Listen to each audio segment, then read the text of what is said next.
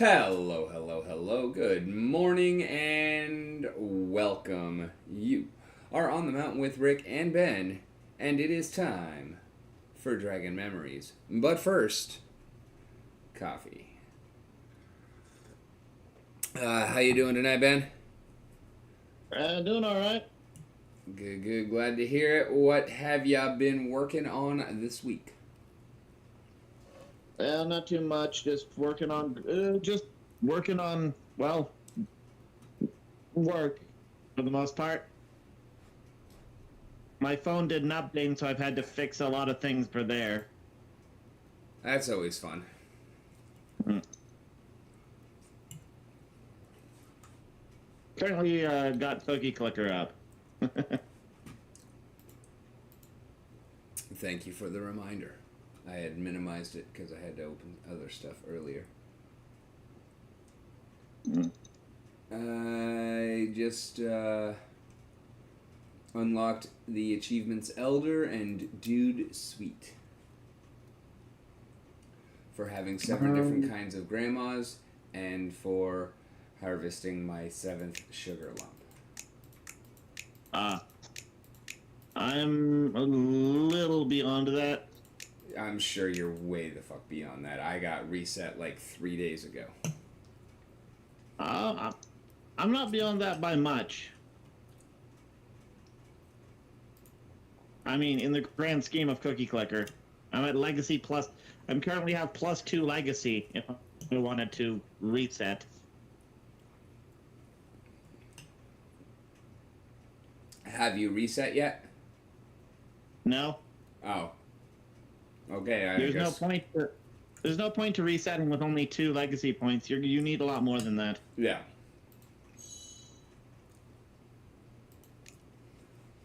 I wasn't sure if you had yet or not. Because, like, on the one that I No. lost, I had. Mhm. I think, I think you need to make it at least even slightly worth it. You need at least 7 Legacy. I think.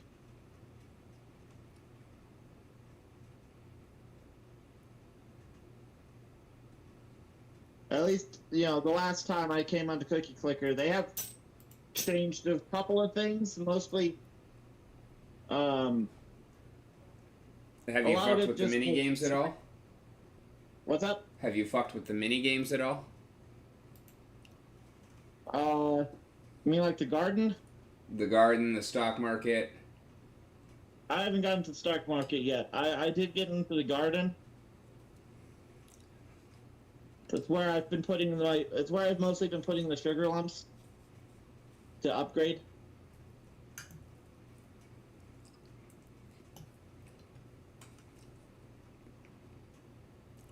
Do you have the clay unlocked yet? The third soil type. Yes. Okay. And what seeds do you have? I just have the baker's wheat seed because I um haven't been doing much with it.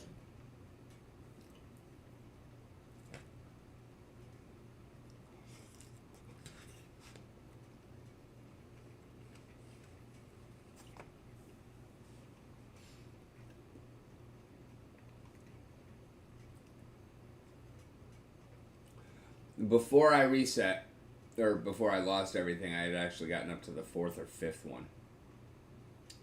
Uh, Still didn't have any new clay. But yeah, like the Wizard's Tower also has one. They've got spells that you can cast. The temples have different gods that you can assign and get different effects from. um, Wizard Tower. Oh, yep. It's because I haven't upgraded them yet. Yeah, me either on this one.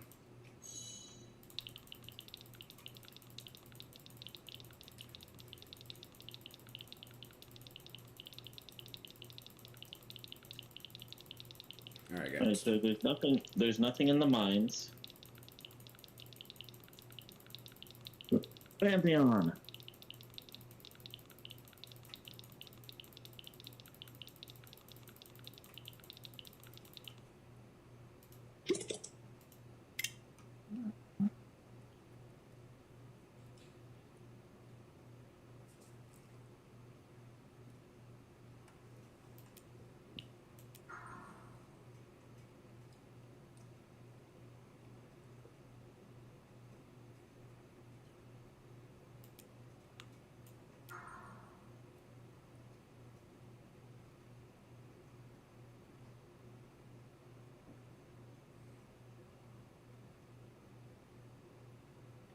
I've been doing a lot of things with golden cookies. I don't think I want any of these.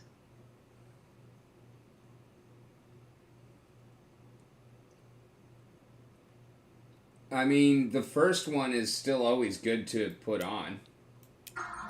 For the Pantheon, I mean. Yeah. Hollabor. Oh, okay, yeah. No, because the moment you click a golden cookie, he unslots everything. No, he doesn't take anything else out. Just himself. He just takes all of your points away so you can't put him back in.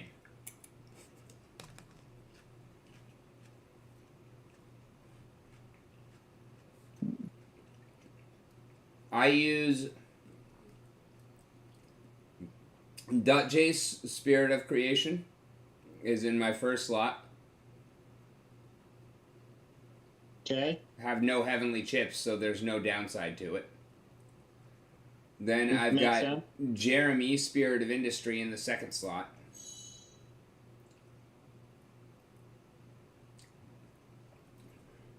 Because in all honesty, my buildings are active far more than I'm active to click the golden and wrath cookies, so I don't mind having them appear less.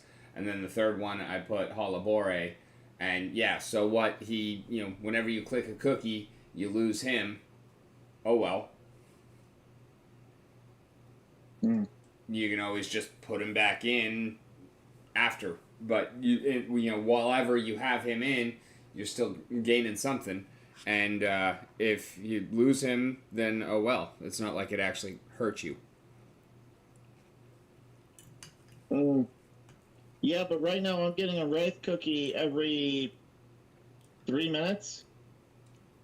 Sorry, a golden cookie every 3 minutes.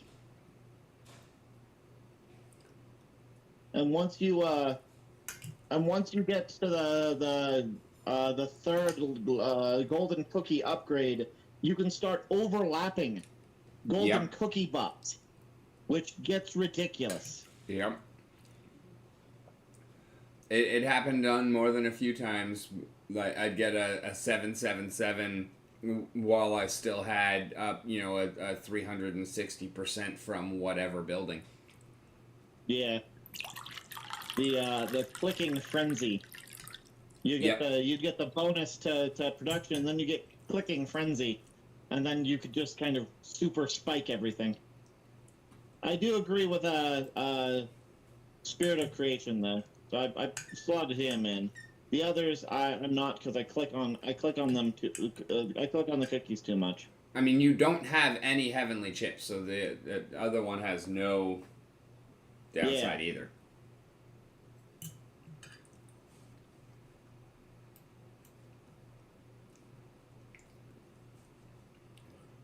Okay, let's start diving through our faucets.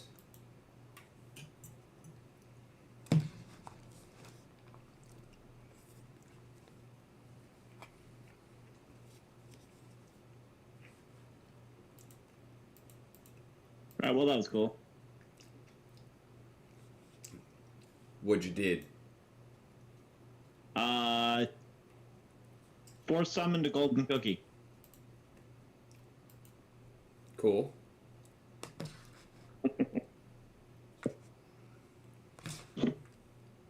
Alright, so what's in your plan for tonight? I have mostly been fucking with AI shit this week, so I don't really have a specific outline. Is there anything in particular you would like to talk about? Anything that's on your mind or that you would like to hash out?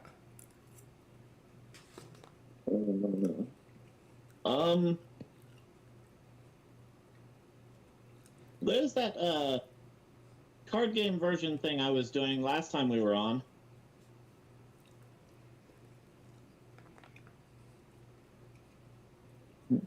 It's I think like when I was getting off, I was saying that there's like, it's currently looking like there's gonna have to be 3 decks, and it's more of a board game. Uh-huh. Currently, I've got like basically the encounter deck, which has all of the monsters and whatnot. Then you have the like treasure deck, which has equipment and other such things. And then you have the player deck, which has your classes and the like. Okay. Mm-hmm. And I still need to make some encounter cards effectively.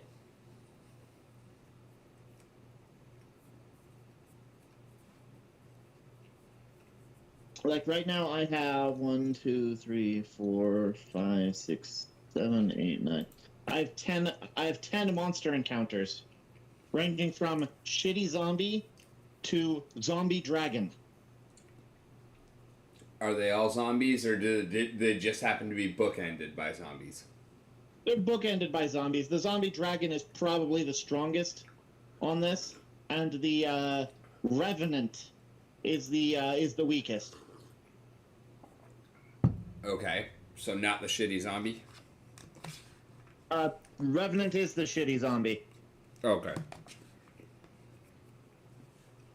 Like, another top one would be the Gorgon, because, of course... Yeah. The Gorgon's a spellcaster monster, but it's still a relatively high hurting one. Then I decided I had to come up with a way to level your character up. Mm-hmm. Your not necessarily your character, but level your units up.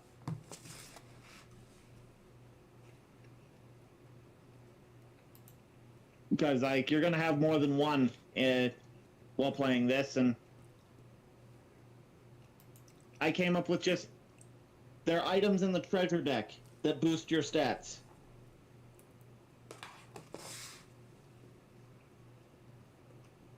But I don't really like that because that's just like equipping a shield to improve your defense. Yeah, sure, but no.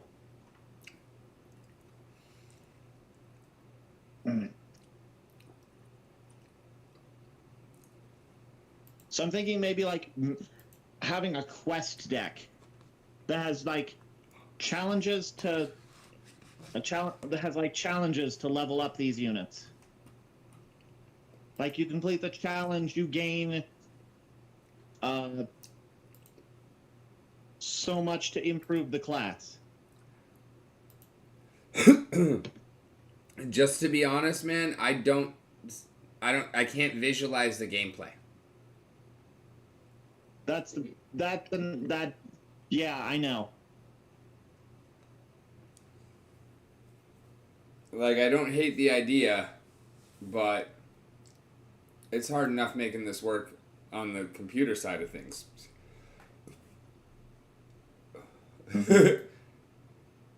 Yeah, like I got the idea to try it based off of what you're trying on Dragon Memories, but it's really not Dragon Memories.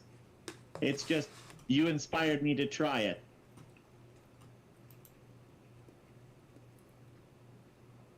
Okay. Currently, I've got a bunch.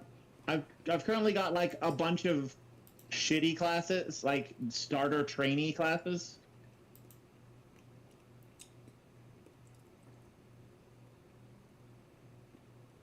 Like, so like a knight with a sword and whatnot. He doesn't start as he wouldn't start as a knight. He starts as a squire. Yeah. And so his class is squire.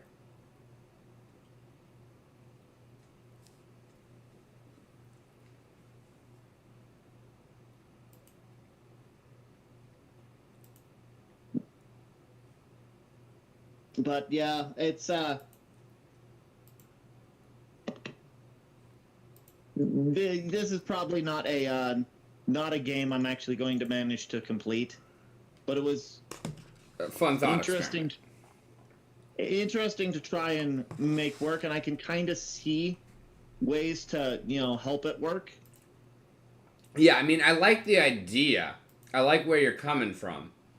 I just I honestly don't see how to get from A to B on it. Like, yeah, That's all I'm saying. Mm-hmm. So, for the stat boosters, there's like +2 at max health, +2 strength, +2 magic, +2 skill, +2 speed, +2 defense, and +2 resistance. But the last stat booster is +1 to movement. Okay. And I have a special rider on that one that says can only be used once per unit. Otherwise, it just becomes broken. Yeah, got it. Yeah, I feel it would. I mean, movement is how far your unit unit can move in a turn, and like starting movement, I think is 4. Yeah, starting movement is 4 on all the classes, and then goes up or doesn't go up from there.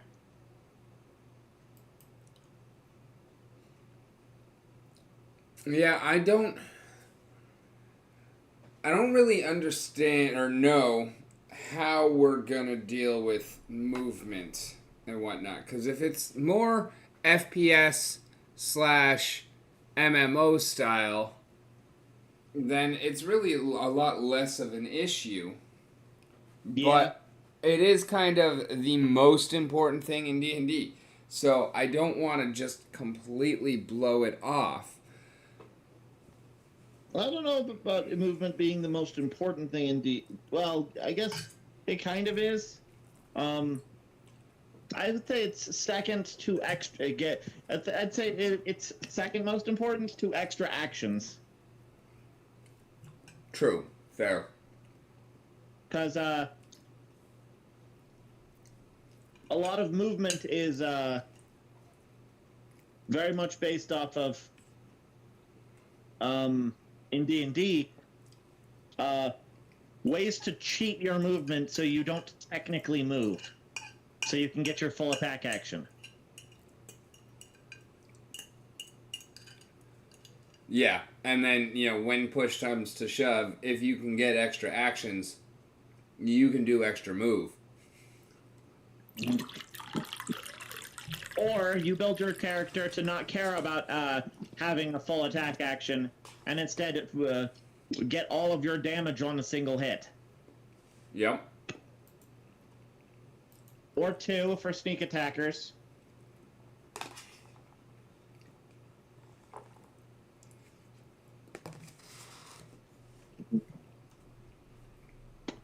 I still think Monk needs to be able to move and flurry.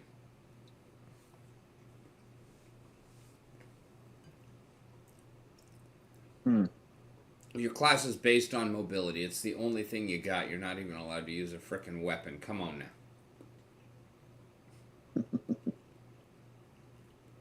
Yeah, well.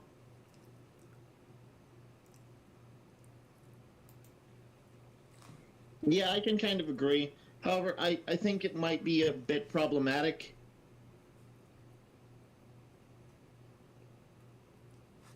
What is the problem you see with it?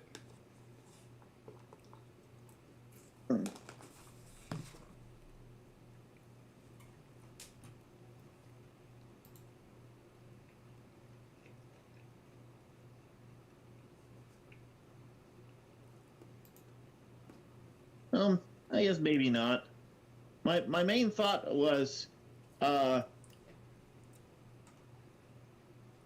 it might be too powerful, allowing them to flurry and move, because that's effectively giving them a full attack action with moving. Yeah. For free. But there is an argument to be made that the monk already kind of is hamstrung by just the way the monk class works. Exactly. That's what I'm saying. Like, it would be a good stride towards making the monk on par with the other physical damage dealers.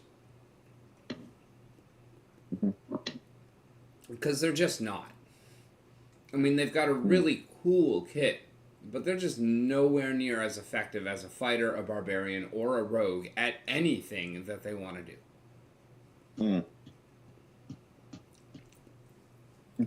Yeah, but I want to say they're sort of a physical jack of all trades. They can do a little bit of everything, but not as good as like the other melee classes who are just better at doing what they do. Anything you can do, I can do better. But I mean, the druid is basically the magical equivalent. It can do anything it needs to do.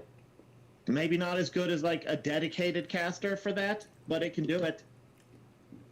The difference is the druid is at parity with them on everything.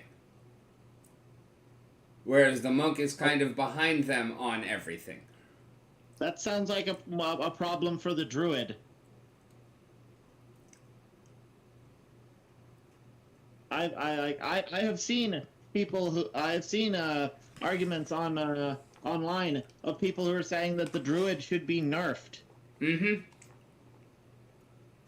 It's like take away animal companion and take away wild shape or take away spellcasting. You only get 2 of the 3.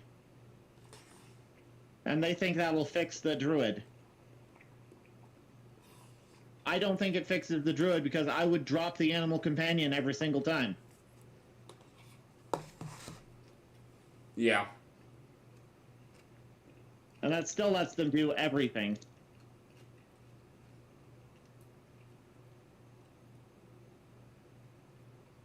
Yeah, I mean, you're not going to hear me make the argument that druid is not an OPAF class.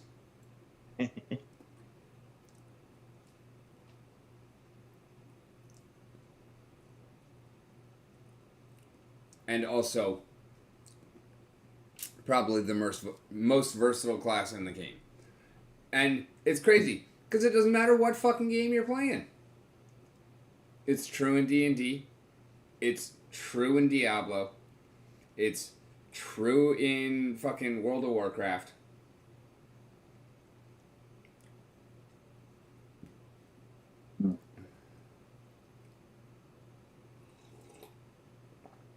There's a reason why my favorite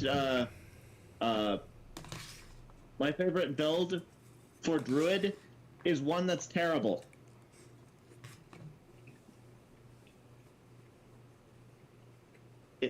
It's the Master of Many Forms. Yeah, I know. We've done a lot with Master of Many Forms, Ben.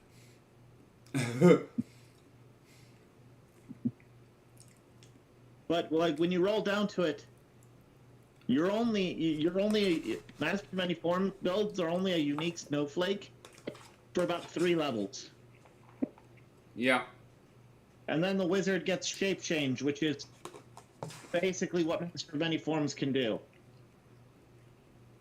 Except to anyone. But not as good. No, shape change is actually it is just as good. Oh, okay. The only exception is the only thing that's better is the duration.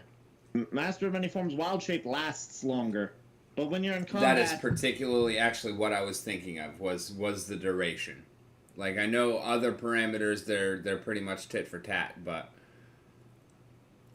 duration makes a big difference. Yeah, but as far as like most encounters, an hour and a half is perfectly doable over 12 hours. Fair. But it does mean, one is all day. One means you wake up in the morning feeling like P. Diddy. And then all of a sudden you actually turn into Kesha. And you're Kesha all fucking day long.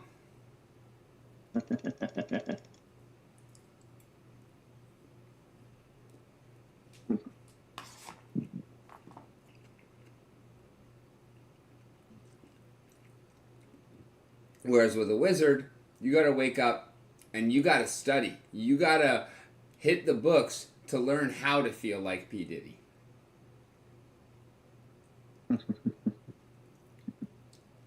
And then, by the time you brush your teeth with your bottle of Jack, I mean, your spell's already up. So then you got to recast.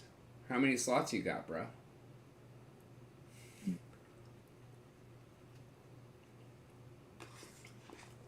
Gonna end up hitting the stage looking like fucking Mandy Moore or some shit.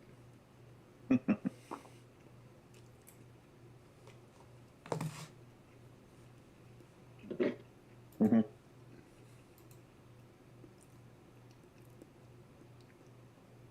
Yes, terrible, terrible jokes. I know. I love it. That's fine. I've been watching a lot of Warhammer stuff lately. Anything in Mostly particular? most of the Warhammer fantasy stuff. Okay. I have been watching a lot of Star Wars lately.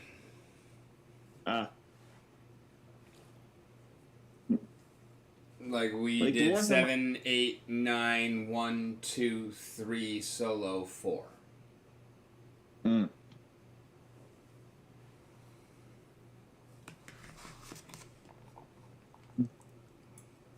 Did you know Warcraft originally was going to be Warhammer?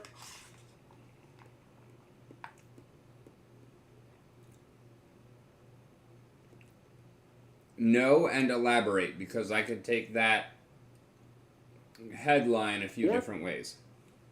Warcraft. The original games of Warcraft were originally going to be under the Warhammer Fantasy banner. However, they got into development, and then there were rights issues. And so the developer at the time, who, I mean, you obviously know who did Blizzard. Blizzard. Decided, well, we've already got all this work in it. Screw it. None of the stuff we've got done so far is particularly important. We'll just make our own setting and continue with the game. There you go. Mm-hmm. And Azeroth was born. Yep, they made their own setting. They scrapped things. But if I remember the thing correctly, a couple of assets did still sort of make the change and stayed around it, but like repurposed and reused.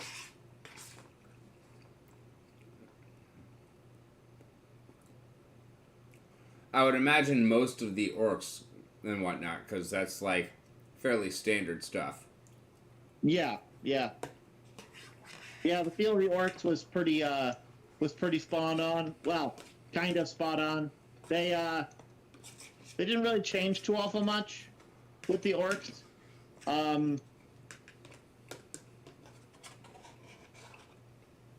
They made the orcs more nature connected compared to Warhammer to Warhammer Fantasy.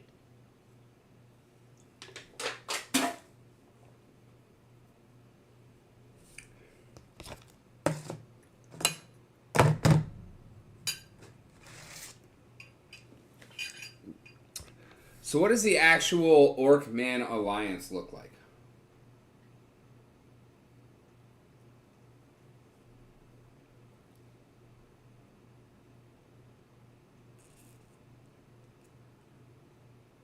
That's a good question. Started out in the very early days with orcs and gnolls. So out of the first 5 races was elves, halflings, gnomes, and they all kind of banded together, you know, the first 3 and the beautiful creatures. Mm-hmm. And then along came gnolls, and the halflings and gnomes were scared of the gnolls because big, ugly, and so the elves kind of, you know, saw that and reacted. and then the orcs came just a couple of minutes later and got much the same reaction, and therefore they kind of banded together. And there's been a lot along that kind of split along the way.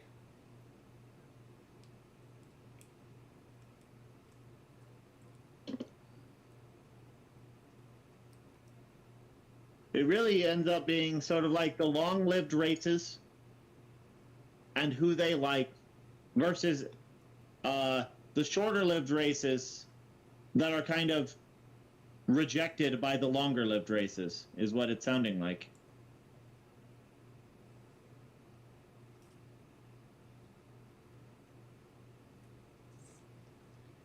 Yeah, I mean, I guess I didn't really think about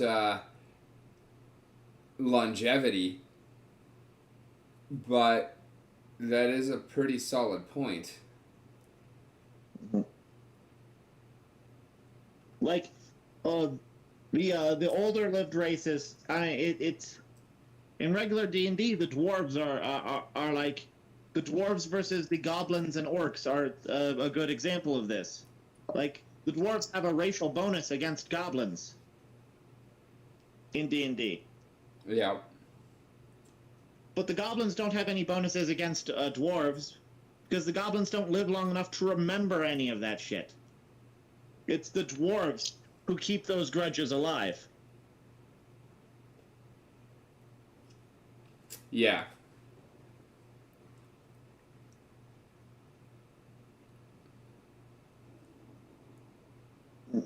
So it could be something a little similar here. The lesser races don't know or and don't remember and don't know why the longer lived races, treat them so poorly, because they don't have the lifespans to remember such things, and with such amount of conflict, it's just been lost to time. But the elves remember. You killed my brother.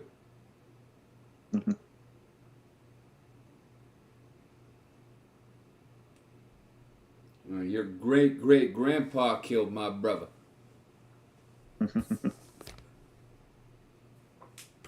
Prepare to die.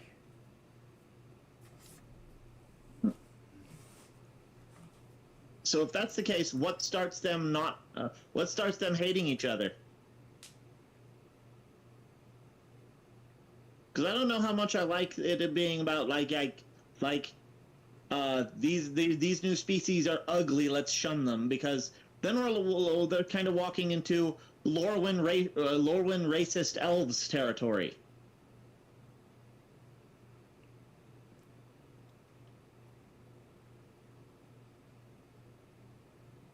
I'm just like picturing these basically groups of adults of these species just kind of poofing into existence. That is kind of how I see it playing out. Like, you just got a dozen elves. And then a couple of minutes later, there's a dozen gnomes. Okay, how's that gonna look? A couple of minutes later, there's a dozen halflings. Okay, everybody's getting along so far. A couple of minutes later, there's a dozen fucking gnolls. How are people going to react to that? Like, it's not necessarily about, oh, they're shunning them because they're ugly. It's just, that's the way things happen. Nobody knows what the fuck is going on. You've literally been on this planet for less than 20 minutes, and then all of a sudden, here's this big fucking ugly ass hyena thing. That, I guess that honestly, if they don't have any context to any of this stuff, I think it would really depend on I think it would really depend on what the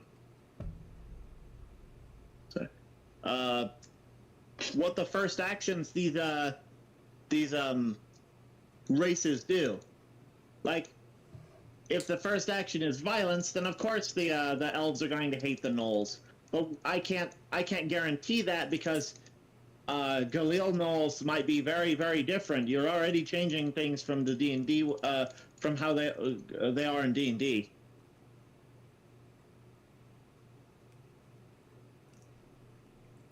I mean, I don't have a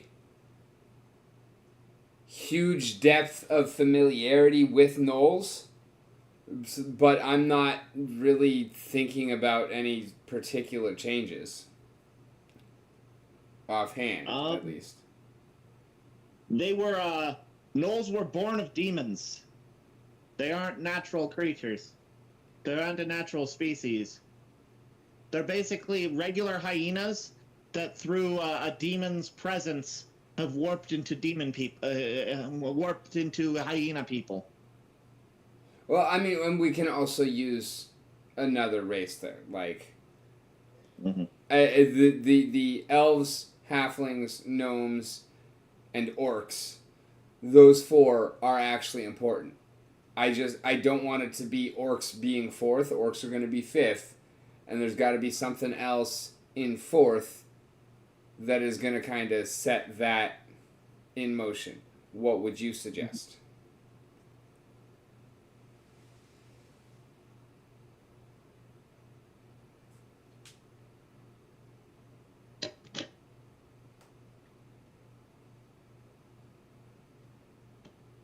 Let me look up something real quick before I answer.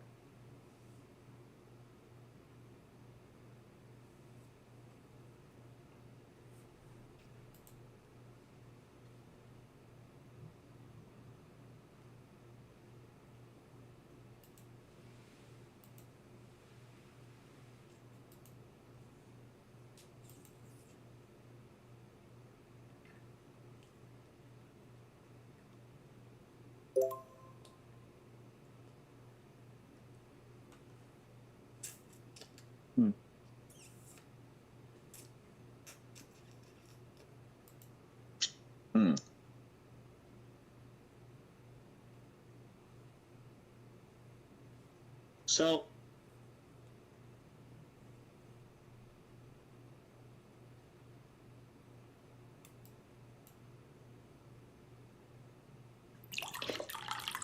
if we go with gnolls, there is an angle we could use for why all the other races shun gnolls. Okay.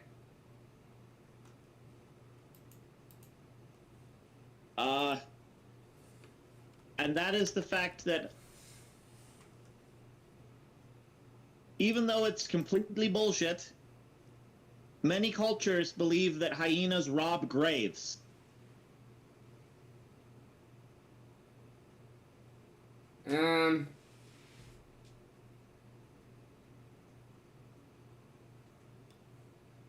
I'm looking for something that is a little bit more of a snap judgment than that.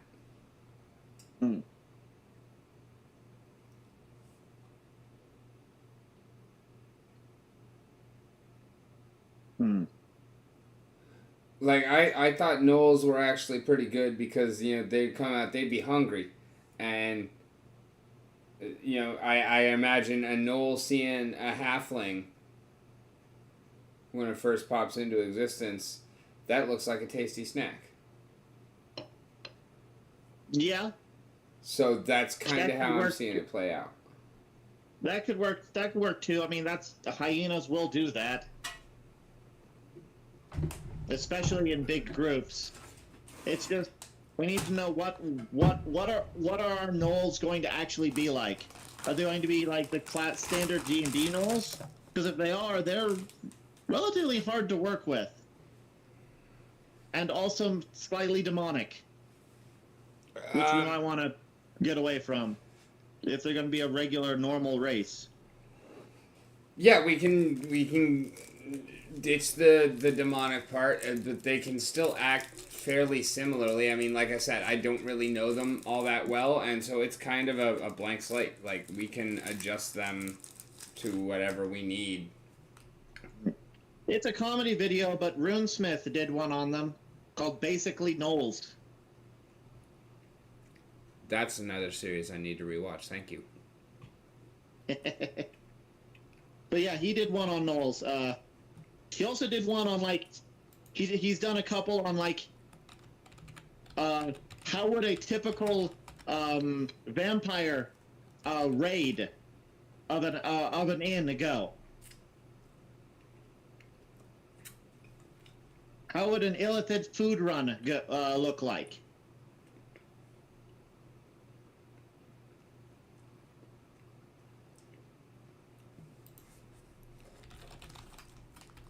So his videos are pretty good.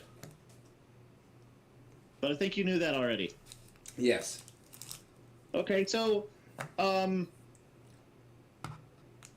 let's say, okay, the Gnolls show up, and the Gnolls, while being, like, a sentient, intelligent race, they are far more animalistic than the other races.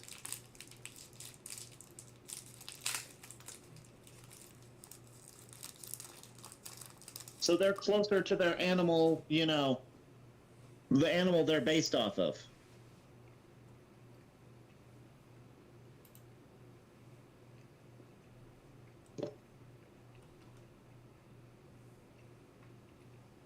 You there? Yeah. Just chewing. I've never heard this talked about before, but the Norse creation story is Shh.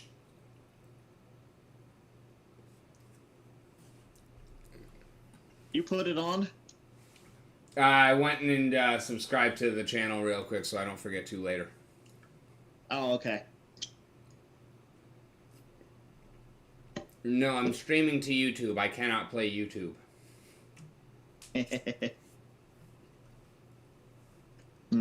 But yeah, okay. So, like, they can be more animalistic. Which means, like, we could use a more accurate representation of what hyenas are like. I'm game for this. All of a sudden, we're starting to be able to work in Malexis as well. Who? Malexis.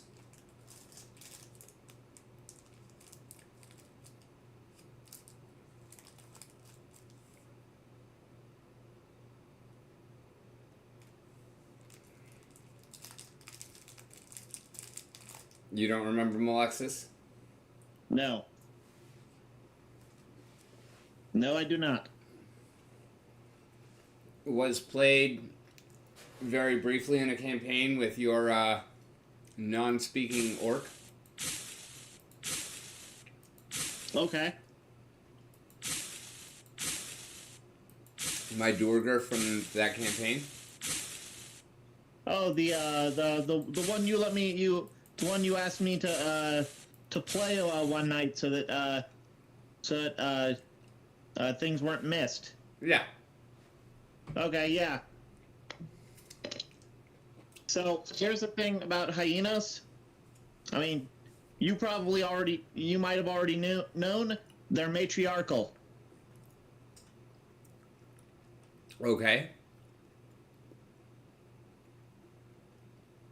That actually works out well too.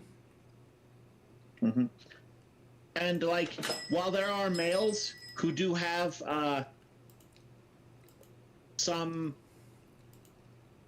well, there are males in the pack who do have some Worth? let's call it alphaness.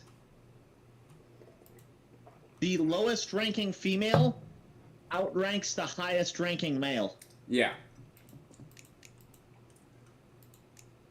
Much like Drow. Mm-hmm.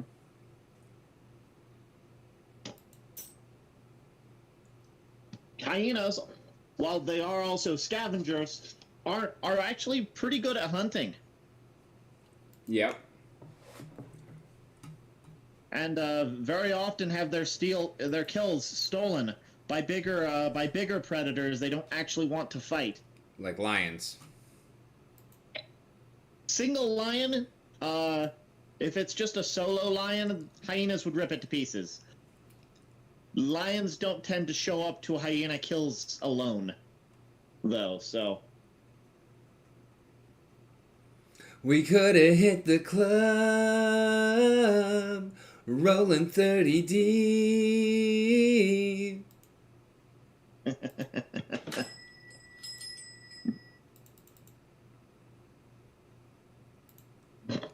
Now, what kind of hyenas? I don't fucking know. Are we gonna base them off of?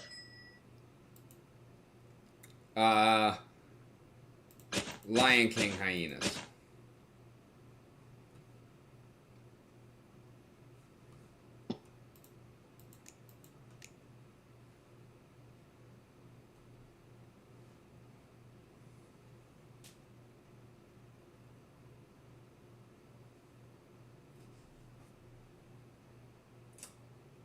Ladies and gentlemen, I think we lost him now. No, I'm still here. I'm looking up to see what kind of hyenas they are.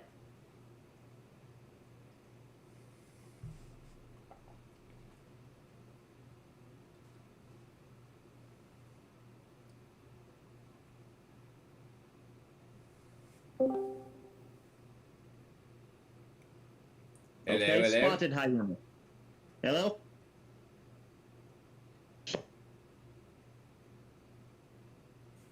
Hello? I'm here. You're here? Okay. I thought... welcome back. You has yourself muted, Monsieur Holazor. Yeah, it's so my cat purr doesn't come through the desk on your stream. Gotcha. Welcome back. Hope your meeting was fruitful. You know, when your mother says you've got nothing nice to say nothing at all. Yeah. So I'm saying nothing at all about that. Yeah. Gotcha. Thank you. Love you. Good night.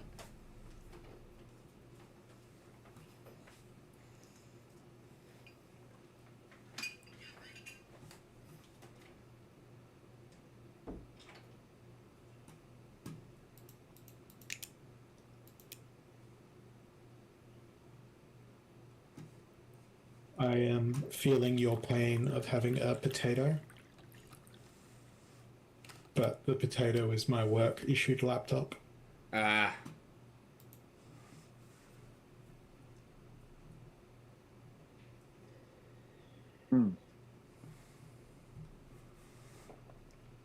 Extinct. Extinct. Extinct. Extinct. Wow, there are a lot of them that are extinct. Right.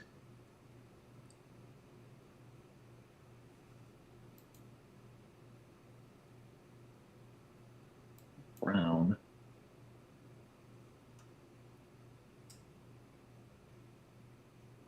Spotted.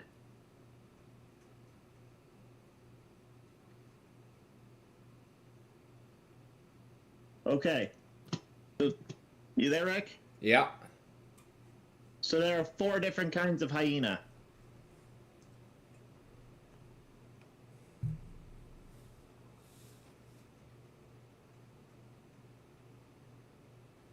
Which we can use to give the knolls in your setting a little bit of flair. Okay.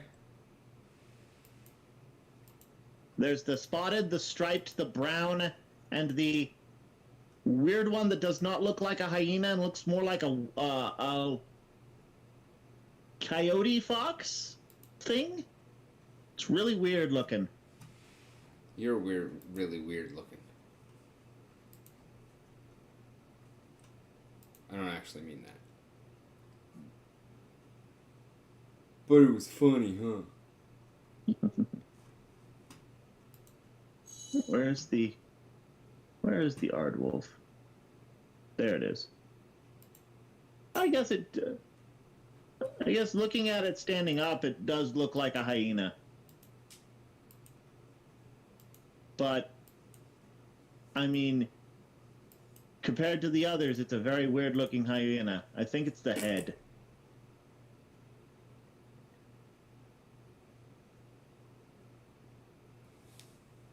But anyways, yeah, we could use that to add some flair to them.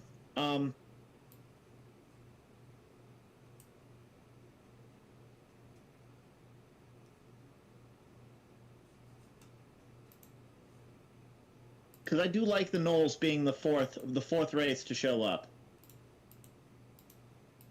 Mainly because I like gnolls. I thought they were a cool looking monster when I first saw them. Right.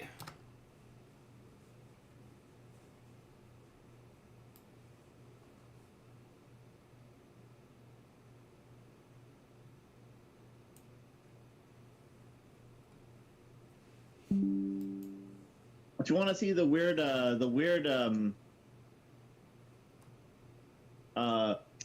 hyena?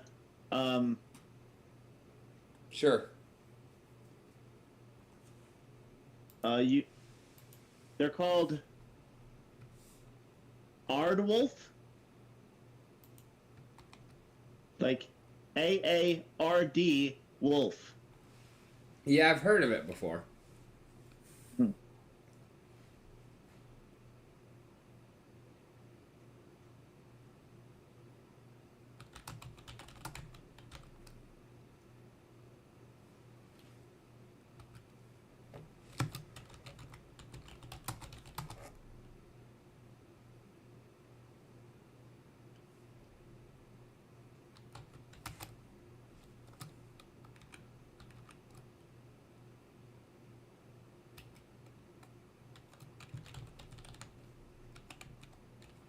Like, just going into a Google image search, they do not look like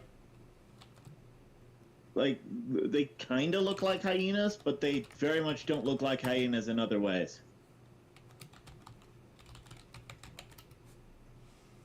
They're very oddball. As opposed to even stick.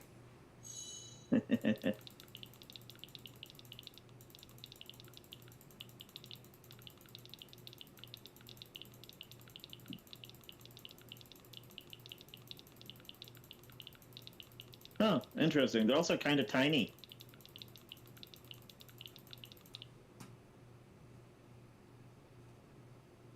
They like only come up to about your knee. Yeah, they said that about compies too.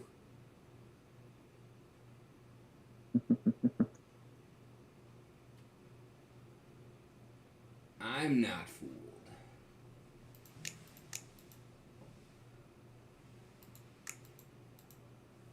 Are these things endangered?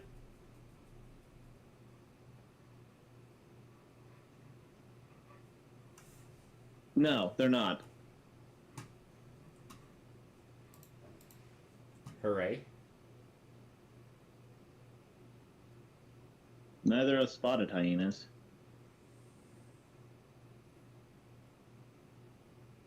Is there such a thing as the lesser spotted hyena? Let me take a look. So I'm always amused by animals that are the lesser adjective species.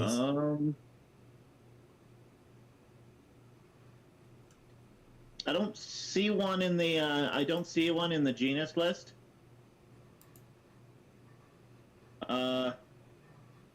They do have a giant hyena.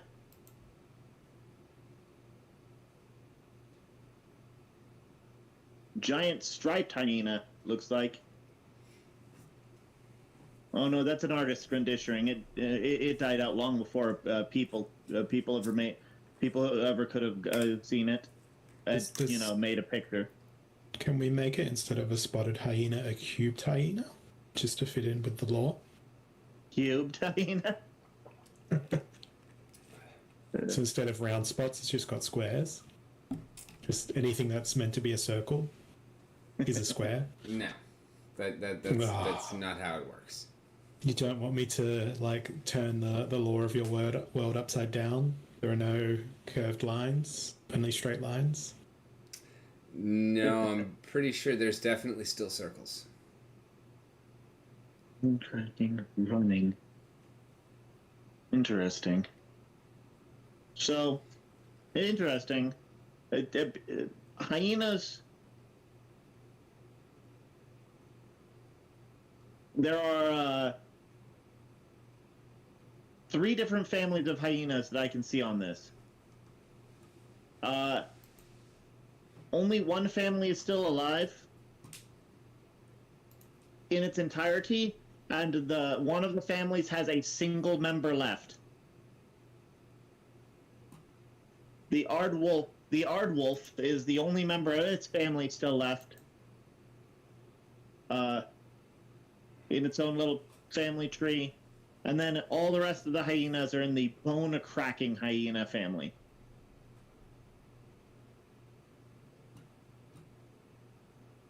Okay.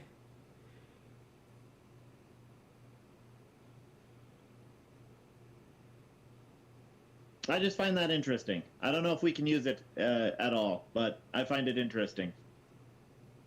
Like, have a couple of different clans based off of the different types of hyenas, and have the weird, tiny oddballs just kind of on their own. What about just standard factionalism amongst the hyenas? So, you know, you've got some hyenas that are into metal, some that are into rap, some that are into classical music. Yeah, could do that too. Or, you know, some are into, I don't know, eating a particular cuisine, while others are of a different dialect and will not touch that cuisine. Just these little bits of lore that is... One group eats Play the beetroots, text. one group eats beet greens. The correct answer is beetroots. Eats roots and leaves. My cat's outside. My cat's outside. I have to grab him real quick. I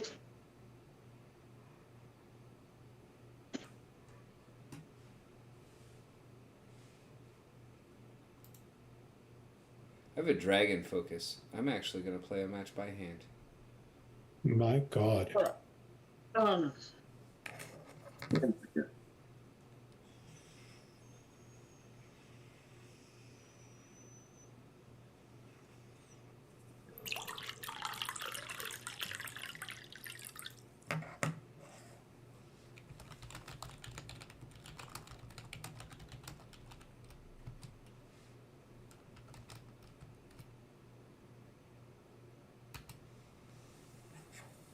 Since the last time I gave you an update, Rick, on the rainfall here, a further 4 millimeters of rain have fallen. Wow. 4 meters? 4 millimeters. Millimeters. Okay. If it was I thought you 4 said meters, 4 meters. if it was 4 meters of rainfall, I'd be. How you doing, Noah? I'd be on an ark somewhere. So that is now 3% of the annual rainfall for my city in a day. It's wet. But it's okay. I know a guy. Where do you live? Where do you live in Australia? Adelaide. It is the driest Adelaide? city in the driest state on the driest continent. So rain is sort of a novelty for us here.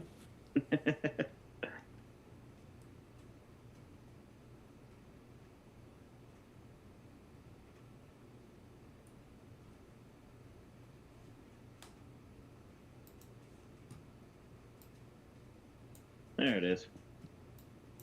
All right, maps. Show me where that is.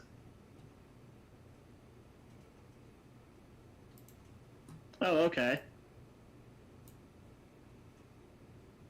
We are colloquially known as the city of churches because there is an enormous amount of churches per capita here. But most of those churches have been converted to pubs.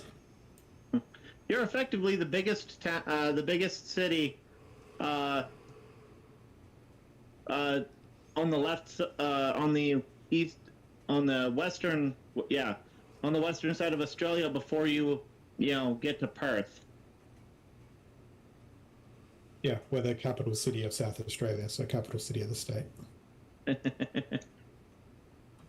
Yeah, I heard somebody say that the road from that goes along the southern coast of Australia is extremely boring.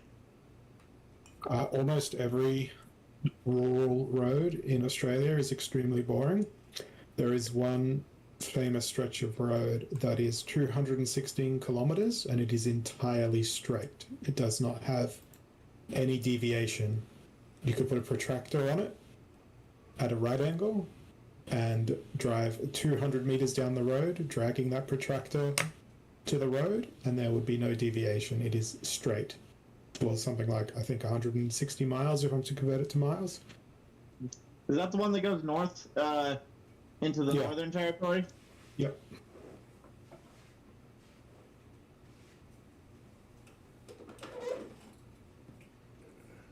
And in some places, I swear they just put curves in the road to keep you awake, because they could have just had straight roads.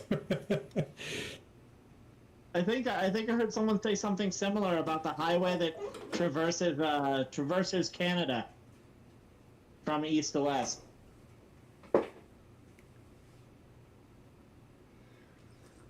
I wouldn't know. I wouldn't know either. It's too cold up there.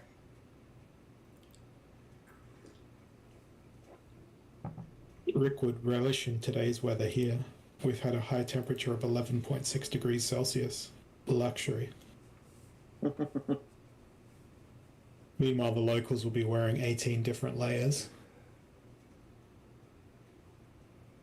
I'd just be out there with some hot sauce.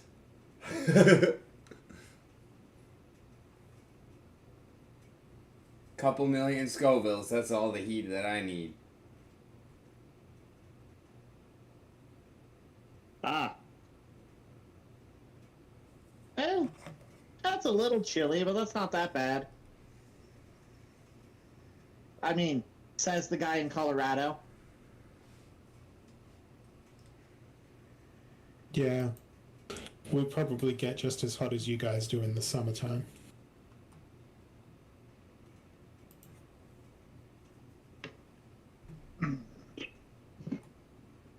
The one thing we don't have is hyenas. So my knowledge on this topic is not very vast. I know a little just from documentaries, and a lot of the other stuff I'm just looking up as we're talking.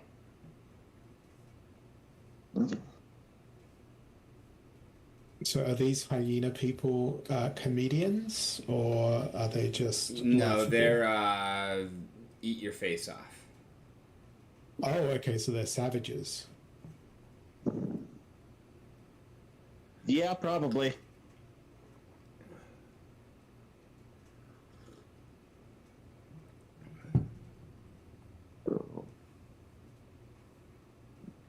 We say about 87. Transfer that into units that are not.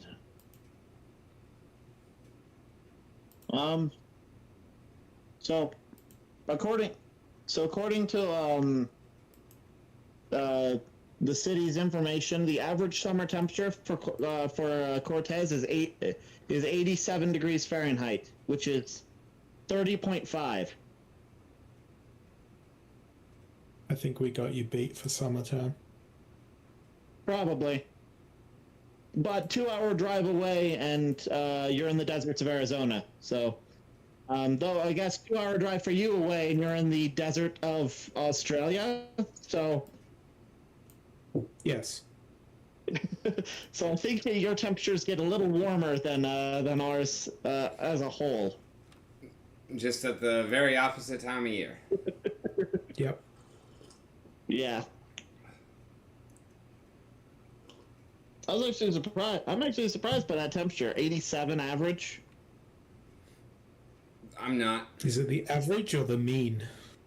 It's pretty mean. It's pretty mean. Actually, looking at my cities, the highest mean is 29.6 degrees Celsius, which is slightly below. Okay. And that's in January.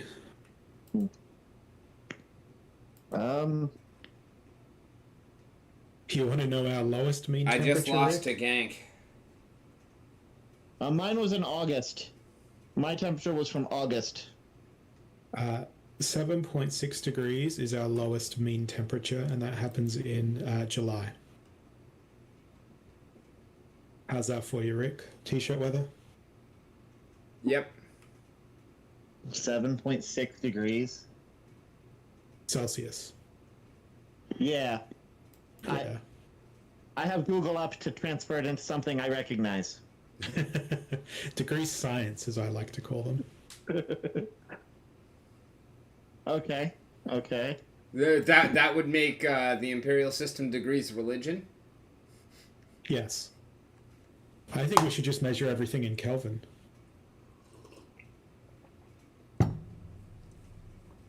People can't count that high, man. Yeah. Wait, 285 degrees is freezing? What? Okay. 0 is absolute 0? What? So, actual comparable temperature to that as far as our highs here in Colorado or here in Cortez. Our high lows or our high average in January is 42 degrees Fahrenheit, which is like 7.4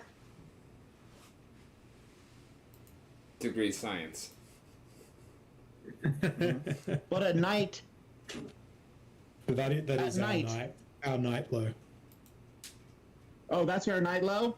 Okay, our night low is in -10.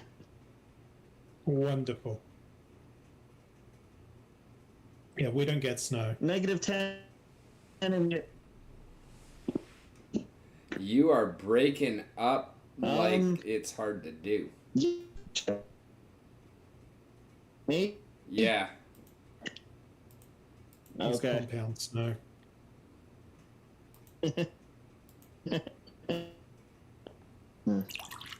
Now, anyway, but I have work I have to do tomorrow, so I'm gonna head off. It's nice talking to you. Have a great night. Yeah, I don't know what's going on with that mic, but yeah, hopefully it'll fix itself with a reconnect when we get you back. It might just be, Yeah, have a great night. it my might just friend. be me moving around. Yeah, possible. Mm-hmm. Anyways, I'll talk to you later. Alrighty, catch you on the flip side. Thank you again. No problem. So I'm turning up my energy target on Archmage so I can actually play some games on my stream later tonight.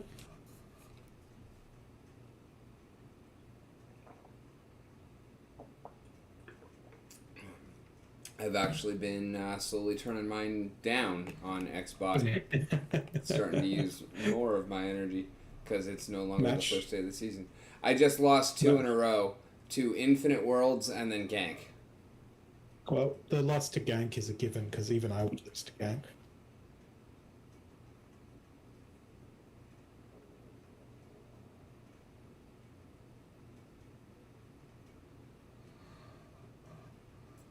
I'd just like to know if they're playing manually.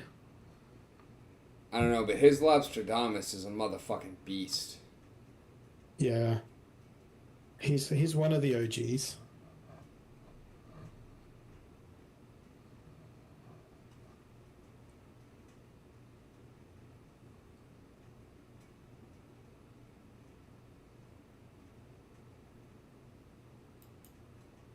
have become a lounge chair for my cat today. Nice. Got up at 12:30 to go make myself my lunch. It's now 2:30. She re-established herself on my lap and hasn't moved in 2 hours. I am trapped. Send help. Such a terrible life for a cat.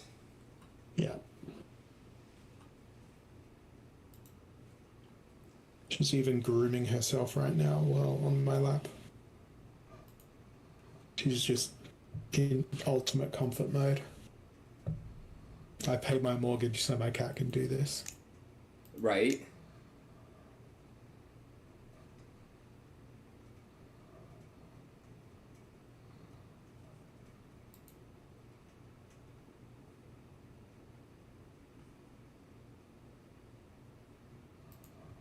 I guess I should take a look at the new forest thoughts, huh?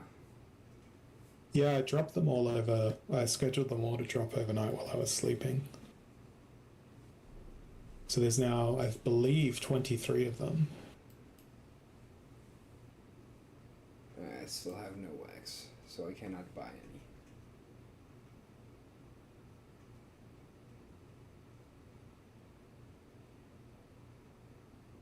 Well, it looks like Price Rift Watches packs in DEC is going to pass. Yep. I just voted affirmative for it.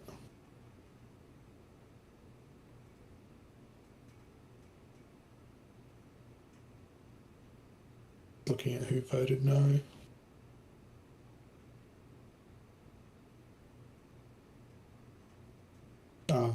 Biz. Biz and all of his alts are pretty much the only people who have voted no.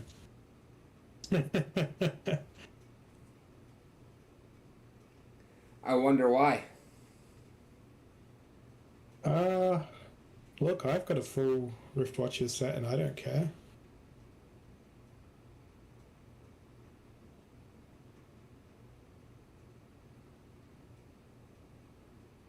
But anyway, I came here to look at my rewards. And I'll do it again later and pretend that I haven't done it yet. I do that fairly often. I'm usually upfront about it, though. Oh, wow. It was 12 chests yesterday. Nice. I only got 9. Ooh. 181 splinter shards in one chest. Nice. It's not bad. One of these days I'll get that.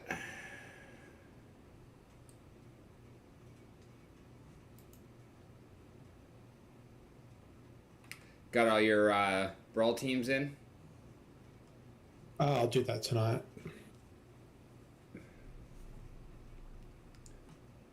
I am 1-0 so far. 5 to fight. Where is it? How many have I got to fight? Guilds.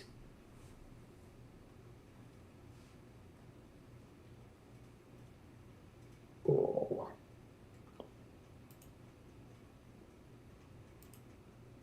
I have 8 to fight.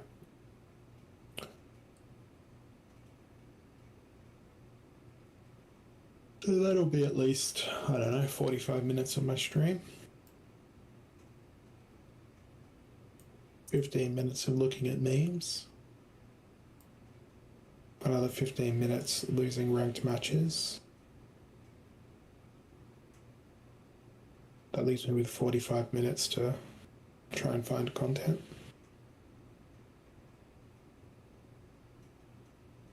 How many packs to open today? So you know how I made that post about, hey, I'm considering selling everything and leaving? Do you know what I did yesterday? Bought more? I bought more cards using my liquid DEC. I'm like a complete fucking walking contradiction.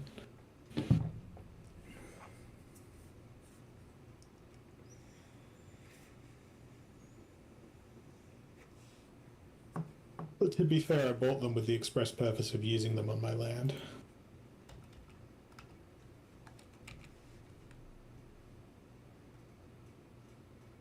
No, I have one Gladius pack to open. Fantastic.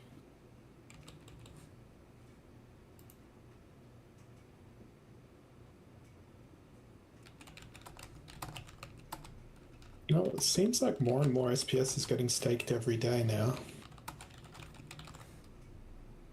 Over the last 3 weeks, the APR's dropped about 4%. And that's before the staking requirements come in. For realsies. Alright, say again? It looks as though over the last 3 weeks, about 4% APR drop on SPS, which means a lot more SPS has been staked. And that's before the actual requirements for rewards involve staked SPS. Yeah.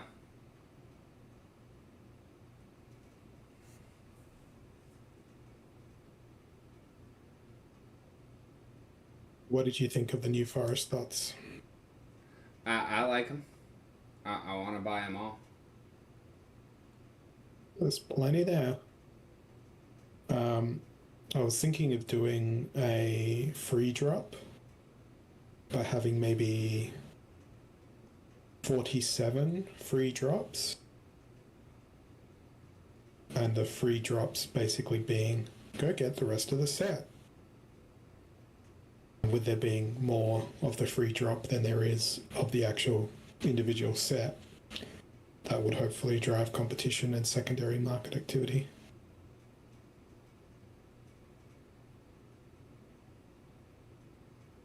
It's a small experiment.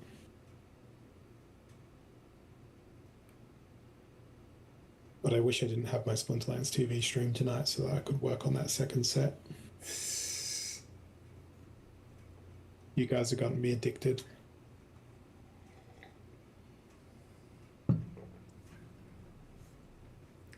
So how Splinterlands do Splinterlands memes need to be? Pretty Splinterlandsy.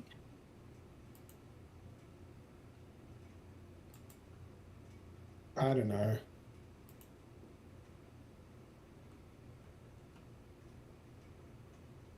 I would have thought there would have been more interest than what there was. There's only one new one. Oh, there's one going up right now. Oh, that's great. Summoner Summer. Okay, gang, let's see what this event really is. Summoner Summoner takes the mask off the villain. Commoner Summoner. Summoner. That is super clever.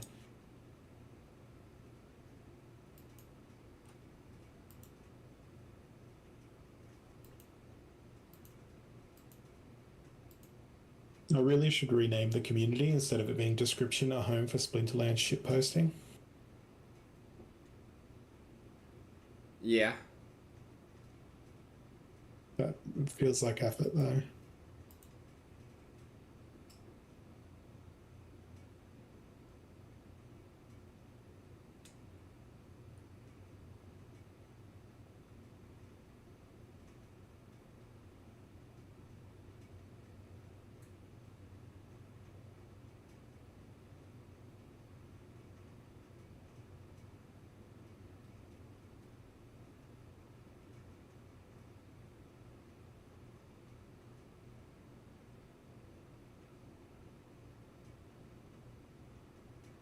Oh yeah, I can pay out people who burn DEC as well. I forgot about that part. 7 more days of DEC burning to go. Damn. Actually got a quarter of a fucking hive for my Vince McMahon meme. Yeah, you're welcome.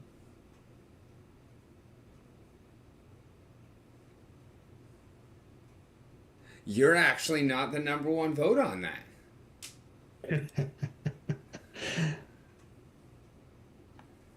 It was funny. I blew Kevin's fucking mind the other day.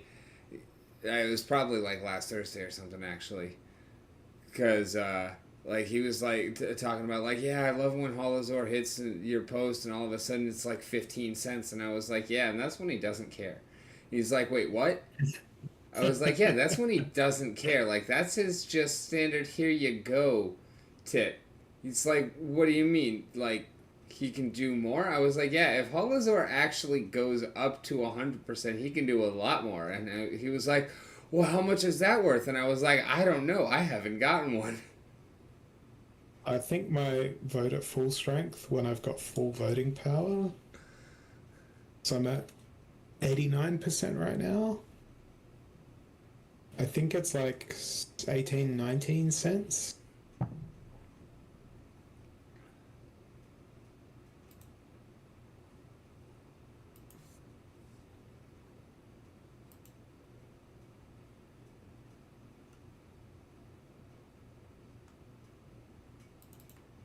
Where did Vince go?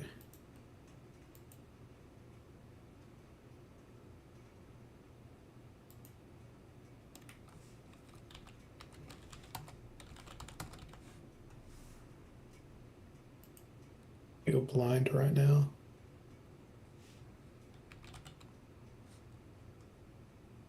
Seven days ago. Oh, there it is.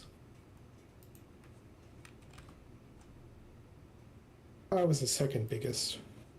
So I gave you 12% of a hive.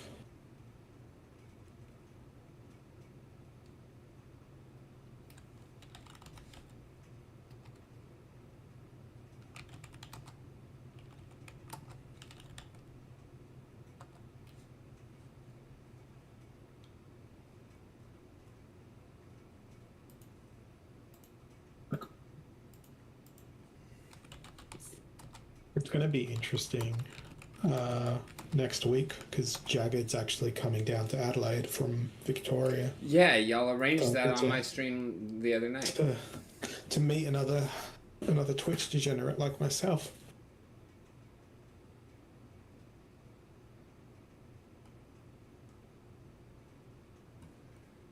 Alright, should be posted.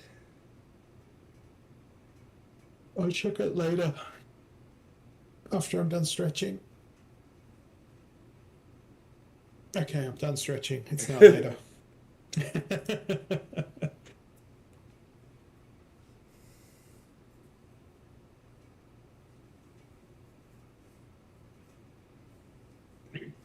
Random number generator. I finally found it. What are the chances I smack you again? What if it's scattershot? Yeah, this is 100% vote. 0.15.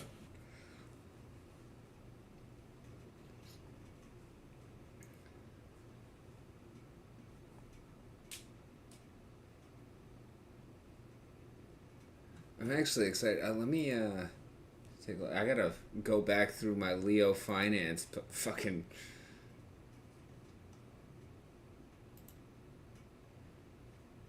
post. I gotta find my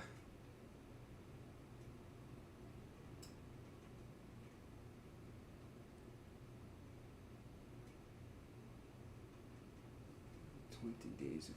Okay, yeah.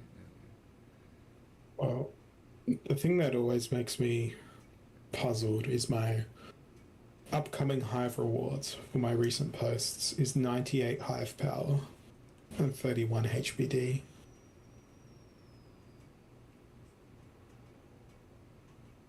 That's insane. That is more than half of my current hive power.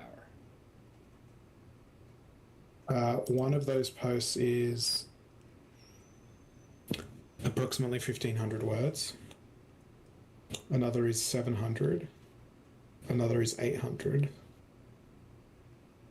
Then there's a video. Then there's 1,600 words.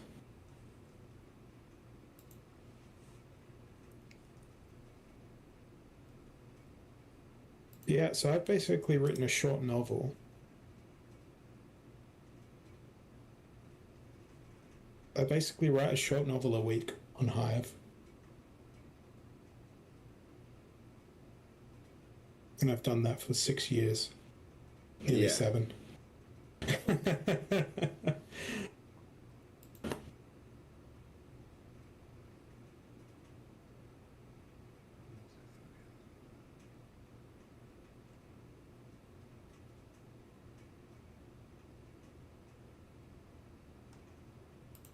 All right, so on the first, on Hive Power Update, I was at 176.186. I'm currently at 178.838. Are you looking at this on a spreadsheet that you're tracking or on the statistics on Peak Neither. I actually posted a Hive Power Update thread on Leo Finance.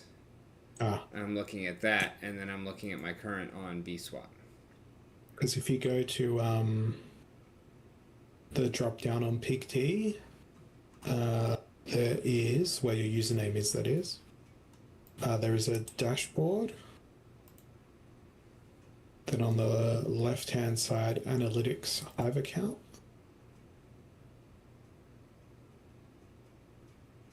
And it will show you a nice little view over time.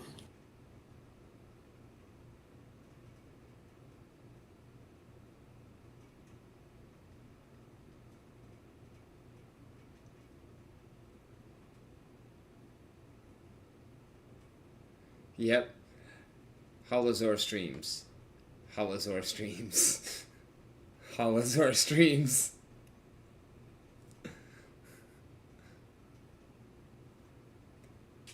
All right. What do you mean by this? Huh? What do you mean by this? When you're streaming is when you're looking at posts and when you see my memes and then you upvote. So those are my... Oh, gotcha. Like the incoming votes. Yep. It correlates exactly to your rewards.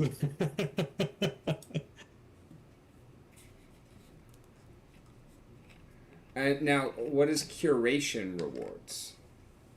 So that is when you upvote something, you get 50% of what you vote back. That is your curation reward. That's the simplest way of explaining it. There's a lot more of a complicated algorithm, which is basically who voted on the post first. Yeah, you were talking about that who voted on last the night. post after. I don't really understand how the algorithm exactly works. It's complicated. But just call it 50% and you're good. Yeah, you're pretty accurate. I actually voted with 2 cents worth. Or is that 0.02 Hive worth? Hive. Okay.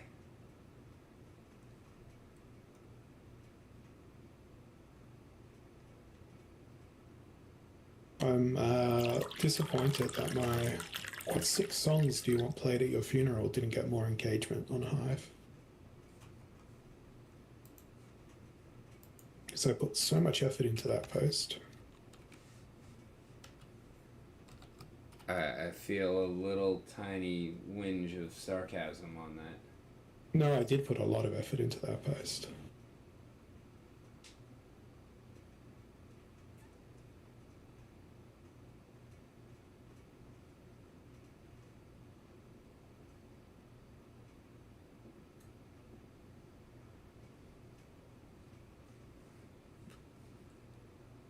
I guess because it's only in my blog and it's not in a community.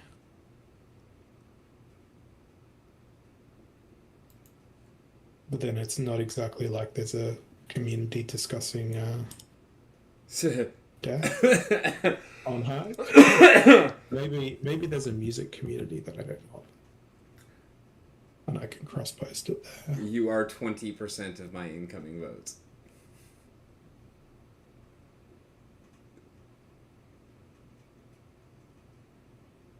You are literally 20%.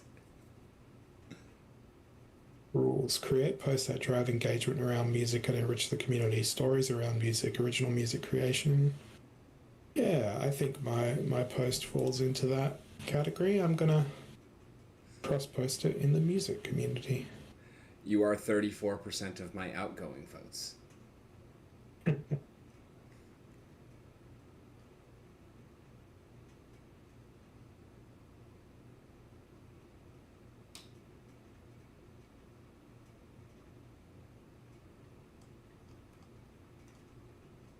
Why is it not showing everything? I need to refresh the whole page. Oh, why is my work computer still not calculating this report. I'm multitasking right now.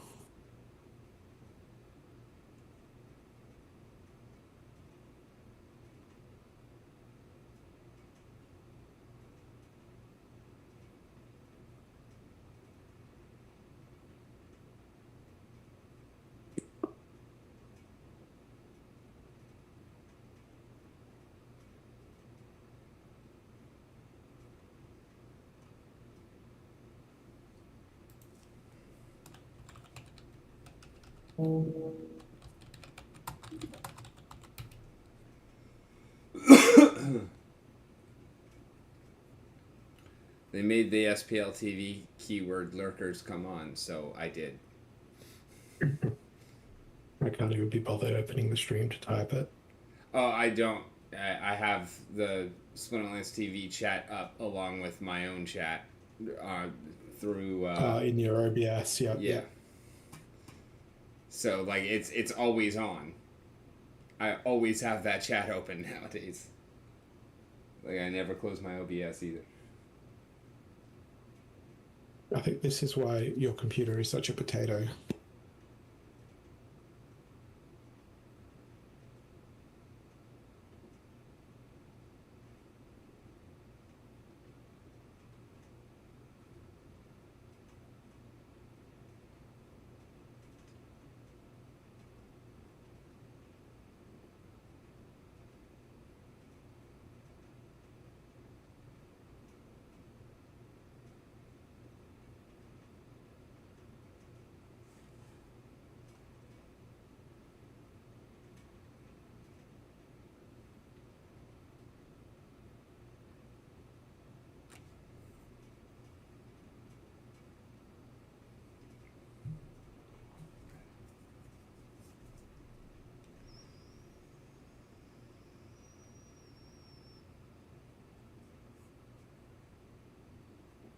I need to find somewhere that I can go spam comments to get a bunch of interactions.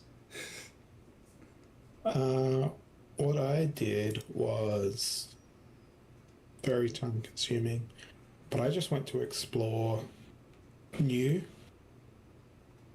and tried to comment on stuff that appealed to me that was new stuff, and I did that for about 2 weeks straight, about an hour a day. And I probably gained about 300 followers in that time period, but I was making about 50 to 60 comments per day on 50 to 60 different unique authors' posts.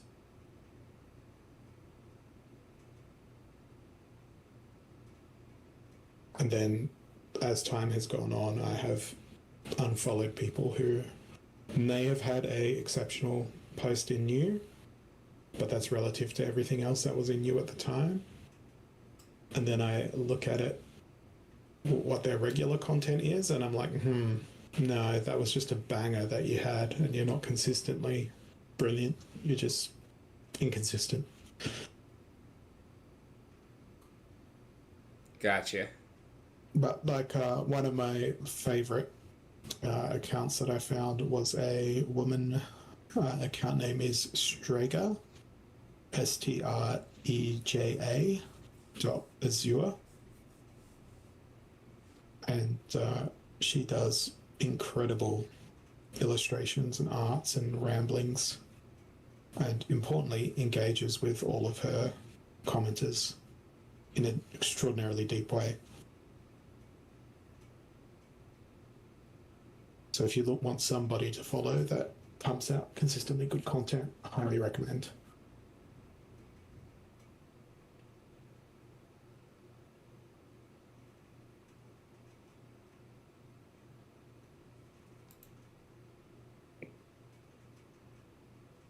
Then I think I'll be disappearing this weekend because I just got the notification that my copy of Final Fantasy 16 will be delivered tomorrow.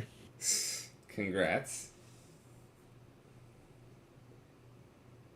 Do you want me to take over tonight so you can get some rest and make sure that you're at tip-top shape?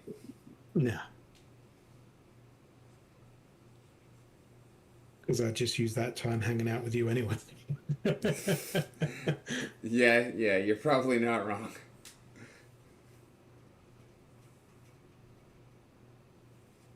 But no, I haven't really been sleeping all that well. Likewise. It sucks. I'm sorry to hear it. Yeah, but I don't have the problem of caffeine to blame. Oh, and my coffee is actually decaf. I remember you saying this. One of those lunatics that does it for the flavor. No wonder you're so bitter all the time.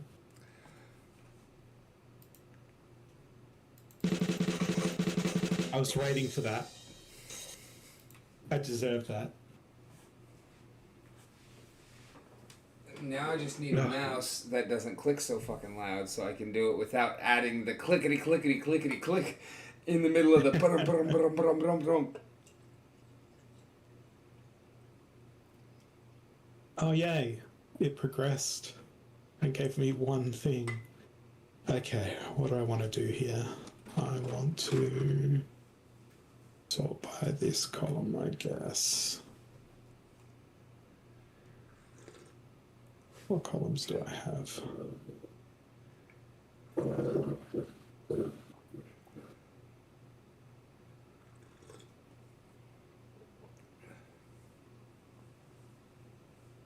Oh, I've got so many columns to work with here.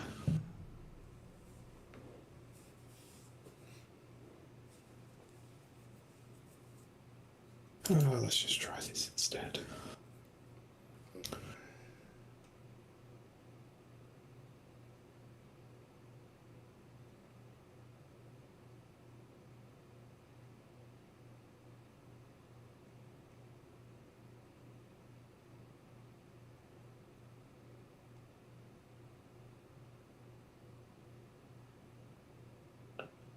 Group by. What do I want to group by? I want to group by that.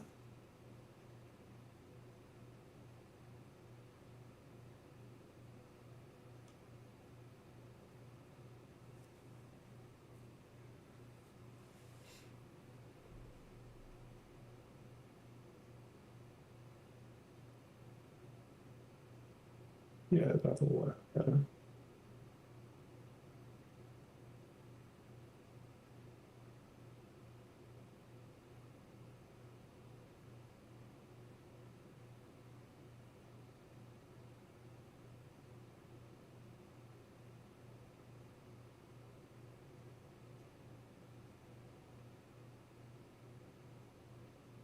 What else did I need to include in this report? How many there are, how old they are.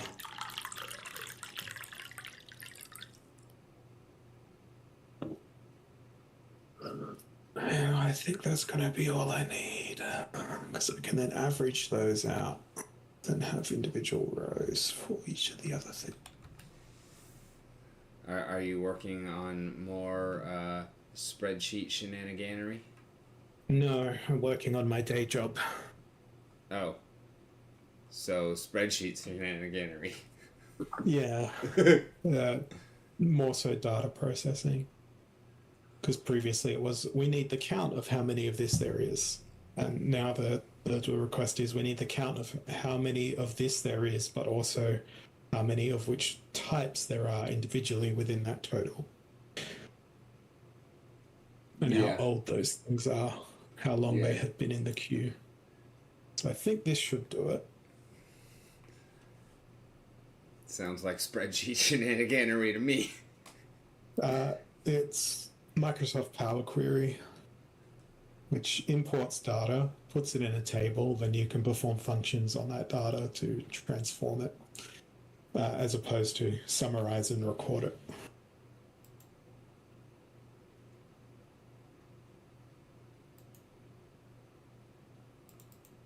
It is...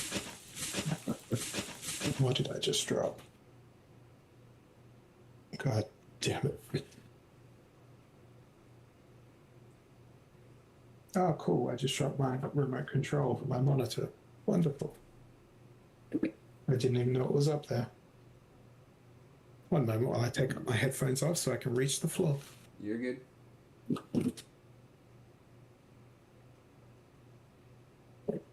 I hate when that happens to me, y'all.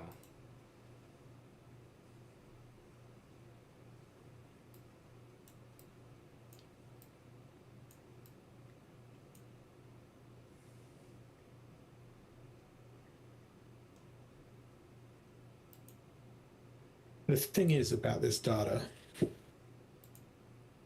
I can't even count it in the number of rows that it has. Instead, I'll just let you know that it is 12.6 gigabytes of data broken down into rows and columns. So it is an extraordinarily large data set. Yeah.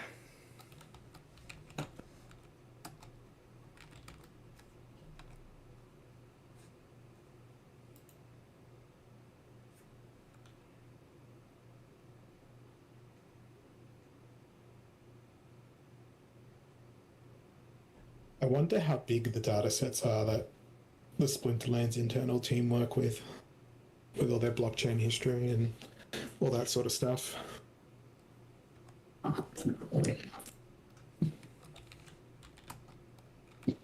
Because every action you take basically in game is a transaction that gets recorded somewhere.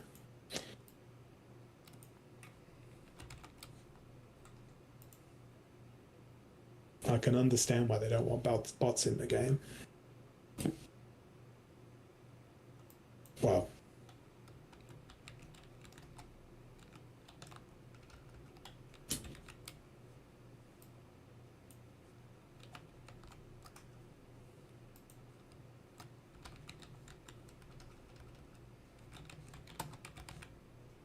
have you made much progress on Dragon Memory stuff? Not as much as I would like, because not because one of the things that has happened is Mike has apparently ghosted me. Okay. And kind of so has Crypto Gods. Now, last I knew of Crypto Gods, he was in the hospital. Right. And things were not sounding great for him. So I fear the worst. I hope that I'm wrong and that everything has turned out well and that he is indeed ghosting me, but I have not heard from him since then. So I don't really know kind of where we're at on those fronts, and I have reached out to both of them, and I at this point I'm just kind of assuming that I'm just moving on without them. So starting from square one as far as lead dev is concerned again, and I am not going to put the creation of the NFTs in the hands of anybody else anymore. Yep. I'm just going to go ahead and start making all of everything for it on the Dragon Memories account now that I have it, and I'll go through the process of getting it whitelisted. Gotcha. And I believe my application to generate AI characters is a success without formally applying for the role. Yeah, they you can have whatever the fuck title you want. Like, you're already on the list. Chief Troll and Meme Officer.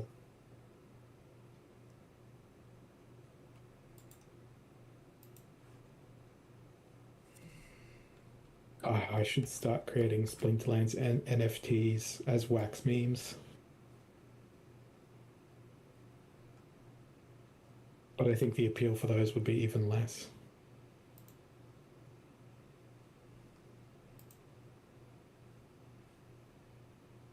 No, actually, I think there'd be considerable copyright issues using meme templates as NFTs.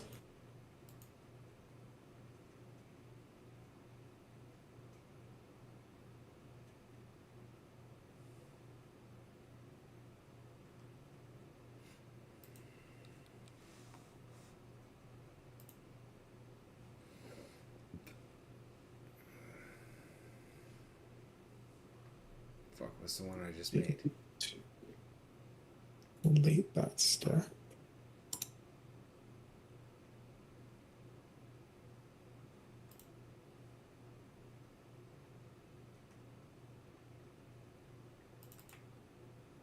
And it now has to commence re-downloading 12 gig from the database once more because I made one slight modification to the script.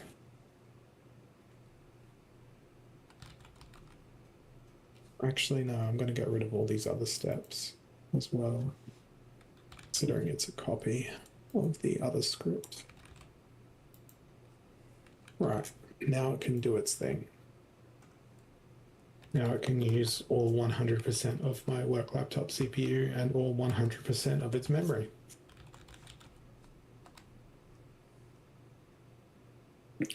A lot of my job is getting paid to wait for my unnecessarily underpowered laptop to do things. If the company had given me a higher spec laptop when I moved into this new role, the work that's taken me probably 8 months could have been done in 2. But no, we don't have the budget to spend on a $3,000 laptop for you. We'll instead pay you 6 months of salary for you to do this work instead. Economics. Yep.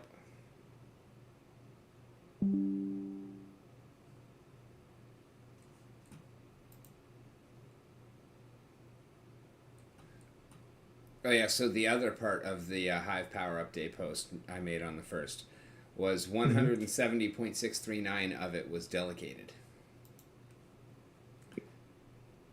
As in people are giving it to you, or you're delegating it out to It's other delegated things? out. Gotcha. And now I have 176.898 delegated out. Yeah, because that will be the compounding it's in Hive Power organically, without you needing to actively manage those delegations. Oh Just yeah, the it's a the beautiful general thing. inflation. I've got some going on with Jim. I've got some going on with Eternal Paw. I've got some going on with Kevin.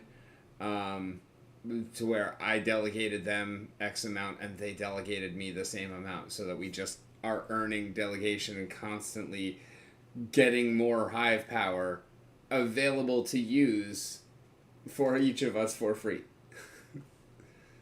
Yeah. Like, it's pretty cool.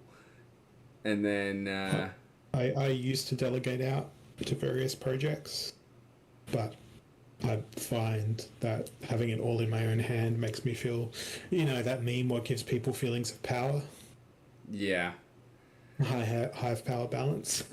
I mean, I've got 50 with Splinter Boost because I really like getting those payments every day. Yeah. Also 25 with PGM Curator, 24 with Ecency. And then I've got some delegated to each of my other accounts. Just, operating Hive Power. 10 and 15. We made a community bot called Frogcake.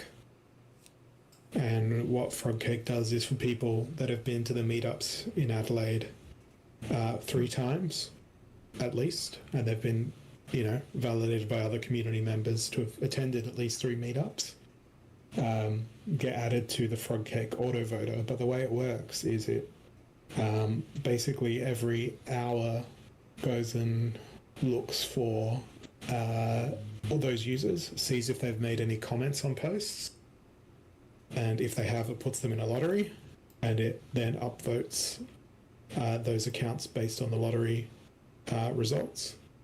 And Cool. that account, I believe, has something like 23,000 Hive Power just from doing that over 5 years or something. That's it's pretty fucking cool. So if you want to follow any curation trail, follow Frogcake.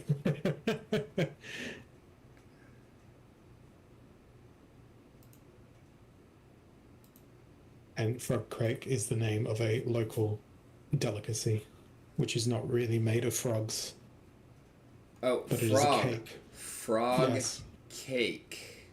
It is a cake that looks like a frog. Okay, so how do I follow them? However you set up curation trails. I don't know, I haven't done that in a long time. Shit. How did I do that?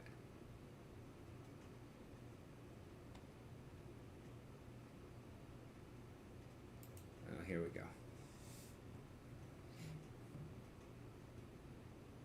curation I trail. never realized that I missed peels on my phone when I got my phone. I don't know. 6 months ago now, I think I got my phone. And there's still peels on it All that right, I so never removed. that's crazy. So I'm currently following Rising Star Game, Hive.Pizza, Crypto Octopus, Holozor, Dragon Memories, and Carry the Zero. So does this mean that anything that you post I will automatically, or no, anything that you vote on, I will vote on? Yes. Right? Correct. And then is there a way for me to automatically upvote everything that you post? There is, but I don't know what the modern tools are for it. Gotcha. I would imagine that it would be in the same application.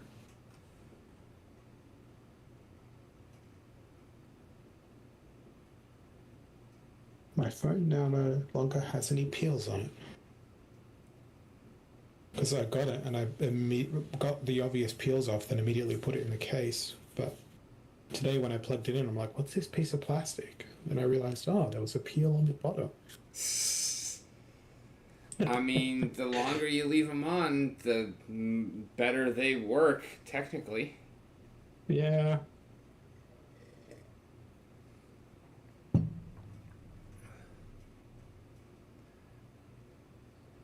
Yeah, I really have been trying to actively, like, every scrap of Hive that comes in, to be adding that in, because it's like, I'm sick and tired of having no actual Hive power weight.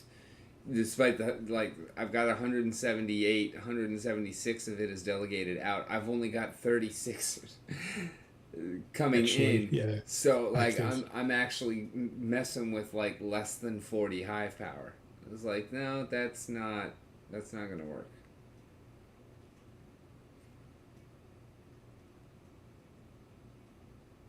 Oh, that did what I wanted. That did exactly what I wanted.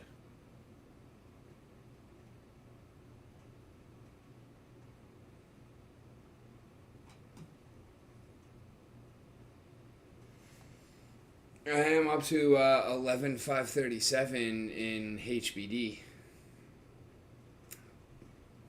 That's another one. Little bit trickles in every day. I just keep stacking it in. Yep, I don't want to touch mine. I'm just going to let mine compound. It's 15,401 now. Oh yeah, and I needed to search for a trail. It was Frog Cake. It only does comments though, so I don't know if the tool will support comments.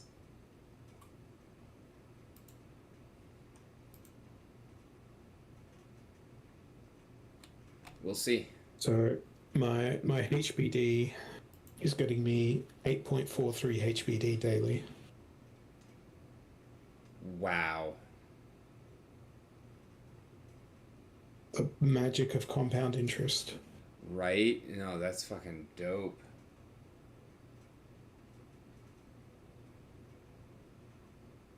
If I were to win the lottery, which I did spend $40 on a ticket for a $100 million draw this evening, I would probably put 600k in Hive savings. Okay, so wow. Well, when the lottery is $100 million, if I were to win all of that, 600k is not a great deal. Yeah, you actually get 100 million. That's right. Yeah. I won't be getting 100 million because I won't be winning. But were I to win, I would buy 600k worth of HBD, and I'd. Why is that the number? Because if I multiply that by 20%, I need to do that now. That's 120,000 US dollars a year, which would more than comfortably cover off all of my living expenses. Yeah, that's 10,000 a month. Yeah. And then I could even pay tax on that and it would still comfortably cover my living expenses. Then I'd probably spend a great deal of money on hive power and do a whole bunch of curation as well.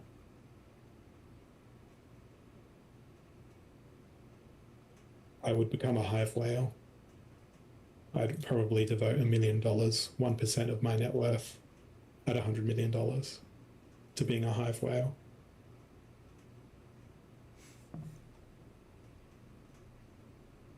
And I'd probably put $1 million in BTC and ETH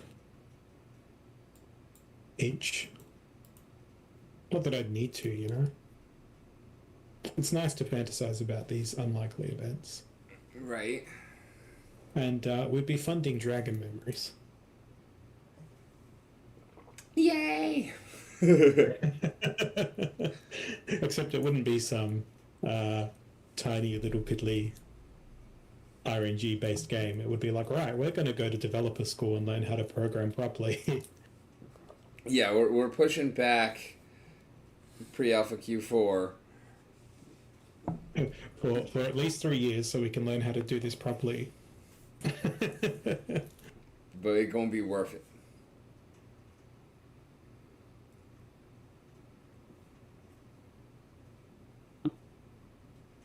I'd buy a warehouse or something and open well, not necessarily open a photographic studio, but have available to me a photographic studio. Right. So And then I would quit my day job.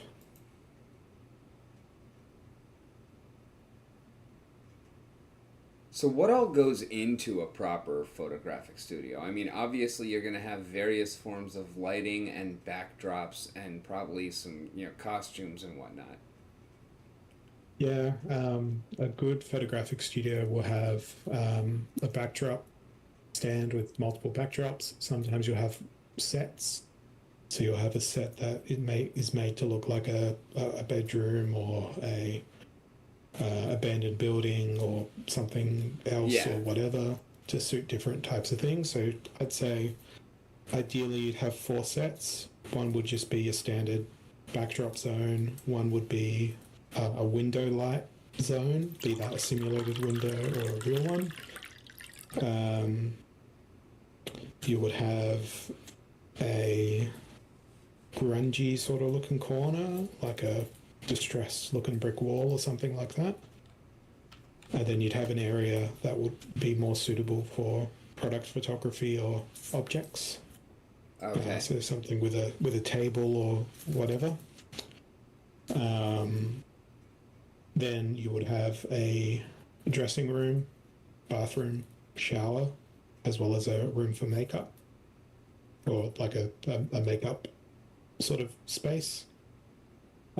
Maybe a little bit of wardrobe stuff, and then props, all your lighting modifiers, and a myriad of tripods, cables, and of course the cameras. Yeah. And probably a dehumidifying cabinet to store all the camera gear in, ideally. Oh, okay. Dehumidifying cabinet. That makes sense because you've got metal parts inside on some aspects of every camera, right? Yeah. And some camera lenses are not internally focusing. So any camera lens that you see where someone zooms and the zoom extends or lengthens the lens, if they are not sealed correctly, they will drag in air and moisture, and you can actually have fungus grow inside of a camera lens. Ew. Yeah. So the most sought after lenses are those that are not externally zoom because they are more resilient and better sealed. They will also not fog up those lenses because there is no change in air pressure within the body of the lens itself. Gotcha. So you can safely tell it to get the fog out of here. Pretty much. Kind of like if you're playing a really corny green player in Magic the Gathering.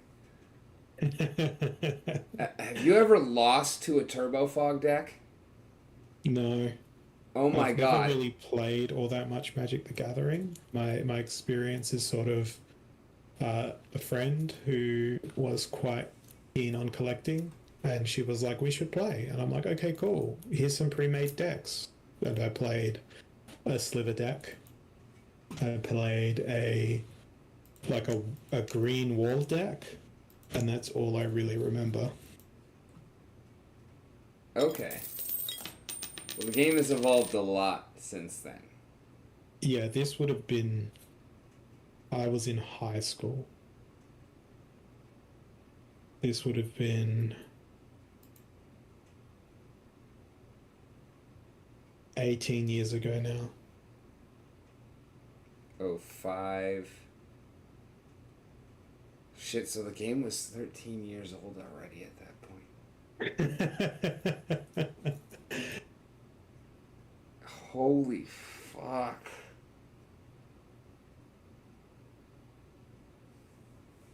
No, we just celebrated 30 years.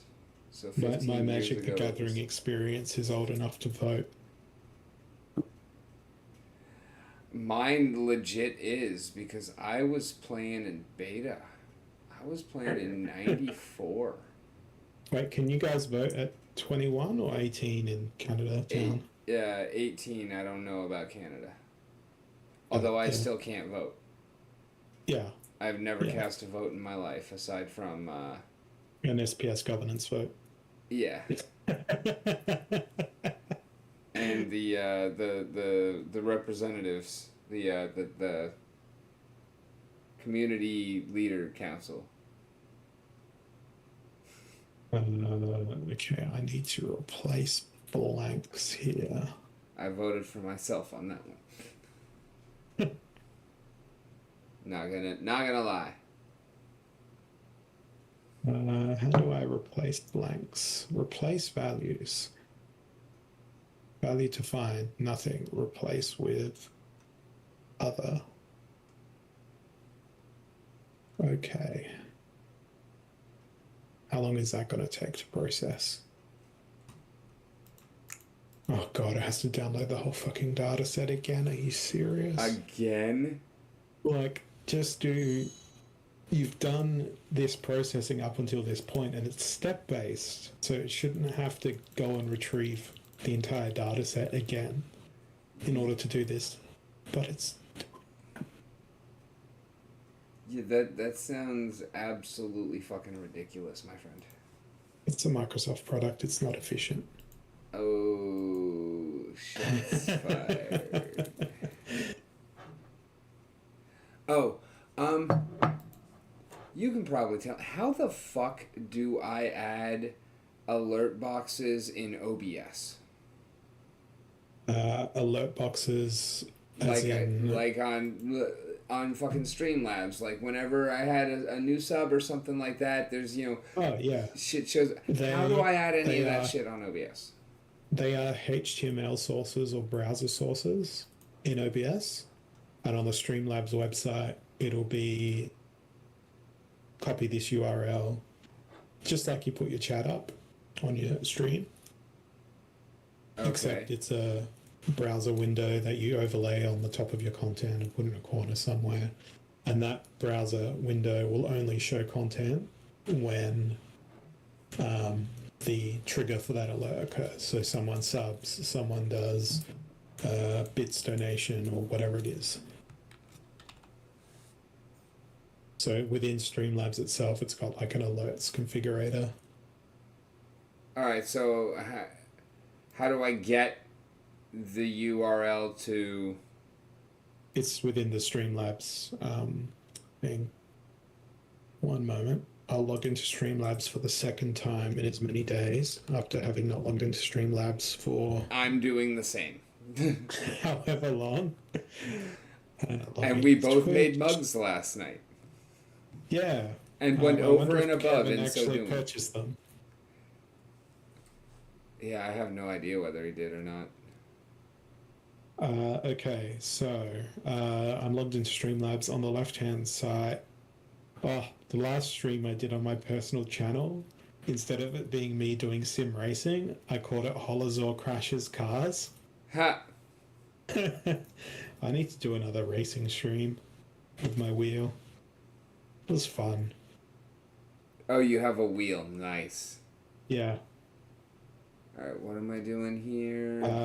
On the left-hand side, I see alert box. Introduction, learn, tips, blah-de-blah, ignore. Do you see the stream? Because I don't. No, I'm not looking at the stream. Okay. I'm just going through the same options that you would Alright, have here in we your go. stream. Alert box themes, alert box sounds, alert box themes. Yeah, you can set the theme to whatever the hell you want it to be. I just left mine as the default because I was lazy boy. But I don't think I've actually got any set in my particular OBS. But you can set it all up. It's pretty easy. You can set it up for follows, subs, donation, bits, raids, merch. Speaking of merch store, let's see if it shows me. Well, it still says 13 of 13 left. So I don't know if Kevin actually did.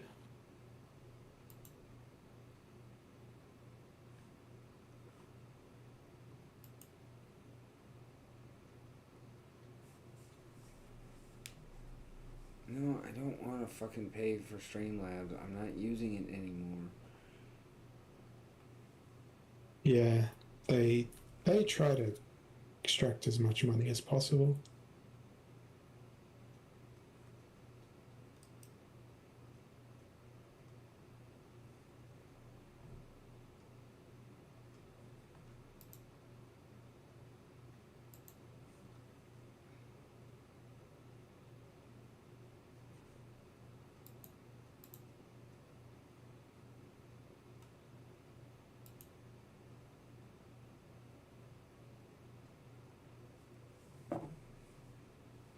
Yay, more coffee.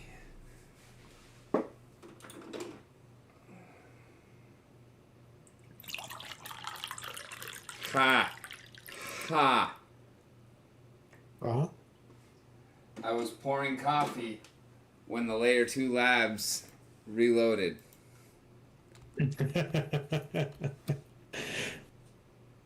It was the first time, and it was about time. Rain update, 17 millimeters now since 9 a.m. Jesus, fuck balls.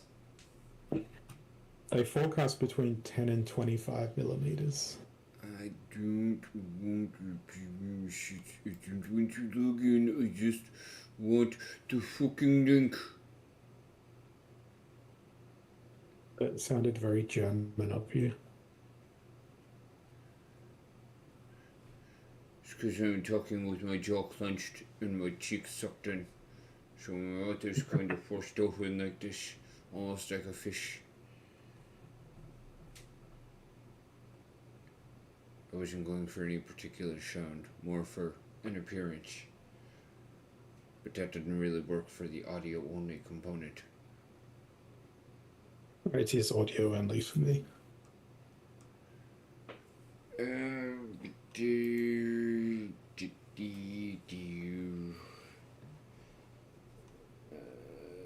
Introduction, learn tips, yeah, whatever, I don't care.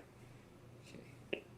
So I rang my bank today to make a modification to my home loan because I'm on a variable mortgage rate, and it is looking increasingly likely as interest rates will continue increasing.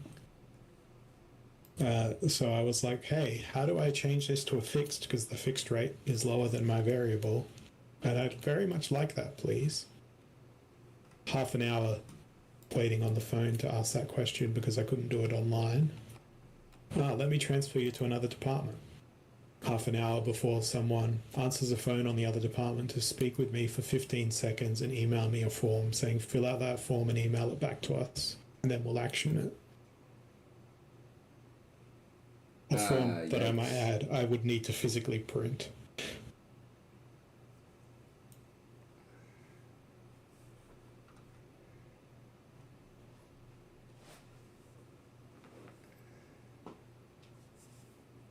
It makes me gawk at how inefficient business can really be.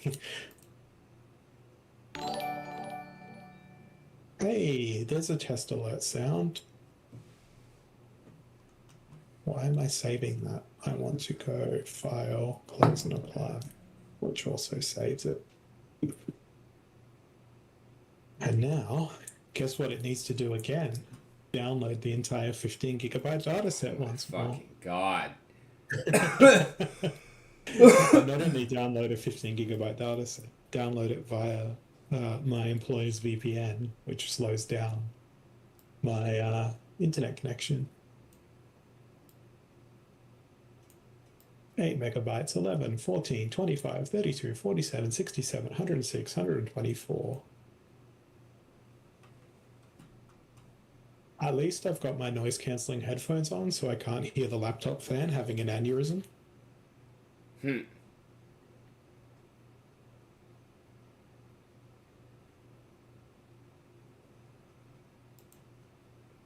The one thing that sucks about today is that my solar panels are generated next to no power.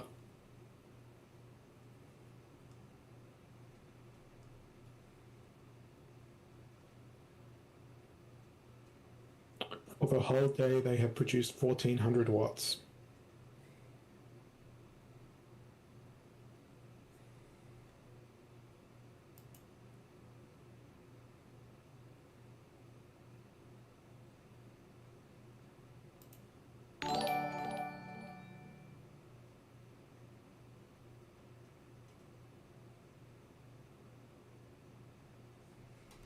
Actually, no.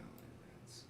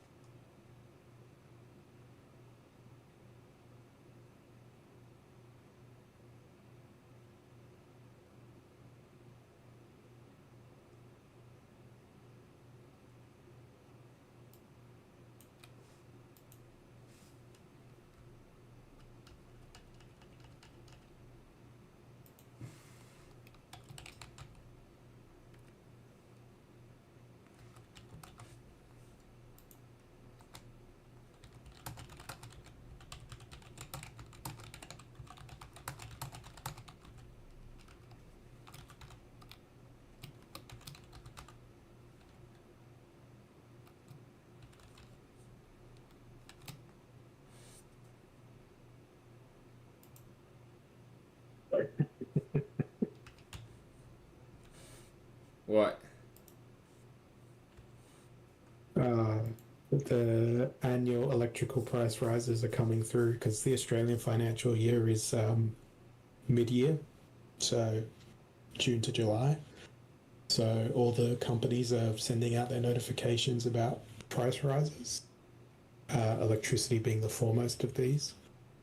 And on my local city's subreddit, going to be so real right now. At this point, I think it would be more beneficial to use candles for lights as though I was living in the 1800s. How does the government expect us to continue living like this? Electricity bills are almost doubling in price.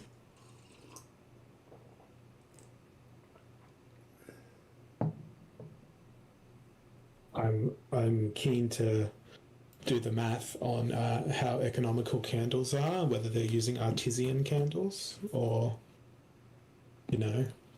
bulk buy candles, then the risk of fire from a knocked over candle, the decreased life expectancy that they'd get from inhaling the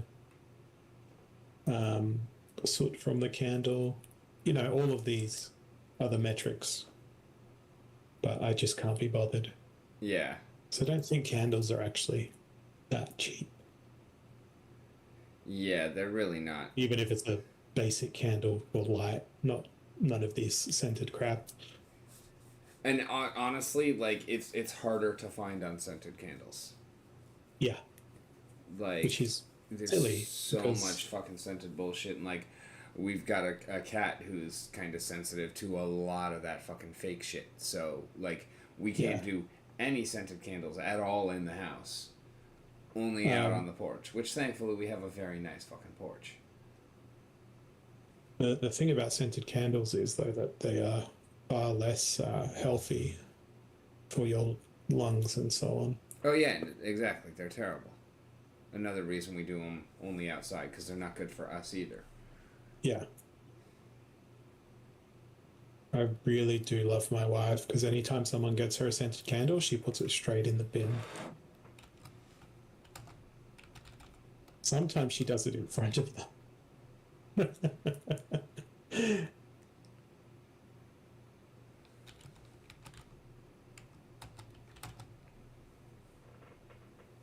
Blessed is the man who does not breathe in scented candles.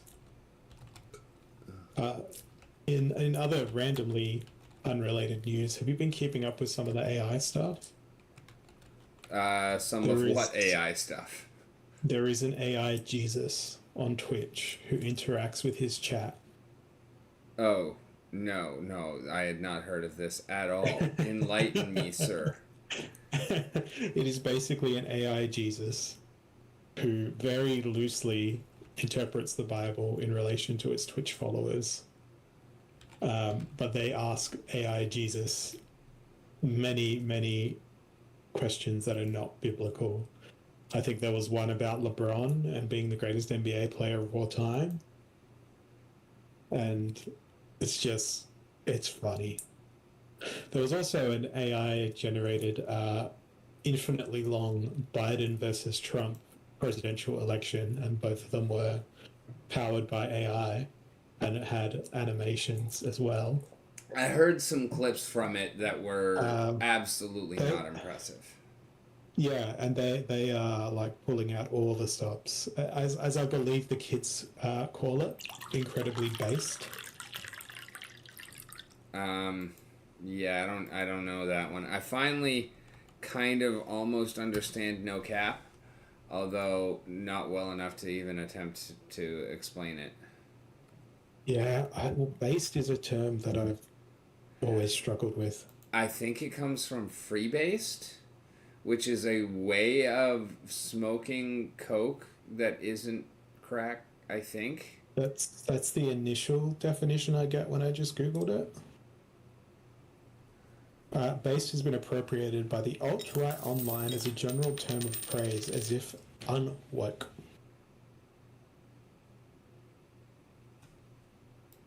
Yeah, that's stupid as fuck. So basically, yeah, it's I'm not a phrase used to say that was a very left statement. Yeah, I guess so. Like that sounds about right.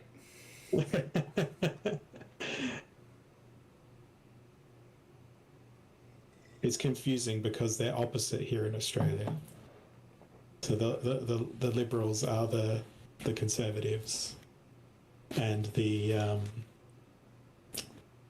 yeah, no. So here that actually would be like a right compliment or a left insult. Are you serious? This software just crashed after all that time. Oh my fucking god!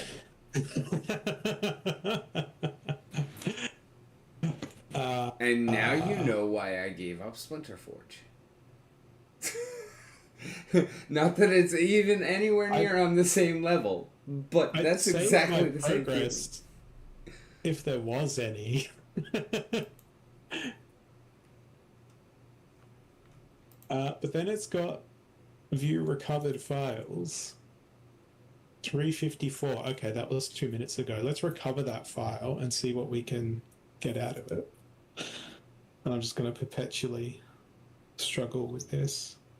Because this is something I actually need to get done today.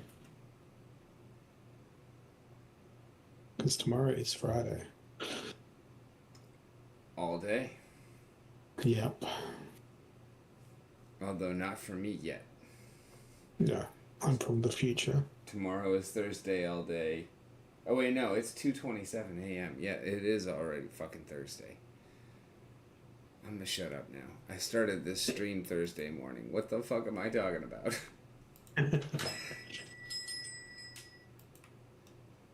Oh my god. So click on it. Thank you.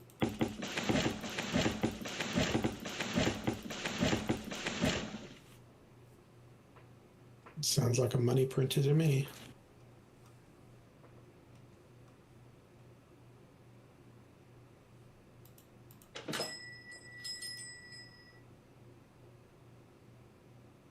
News.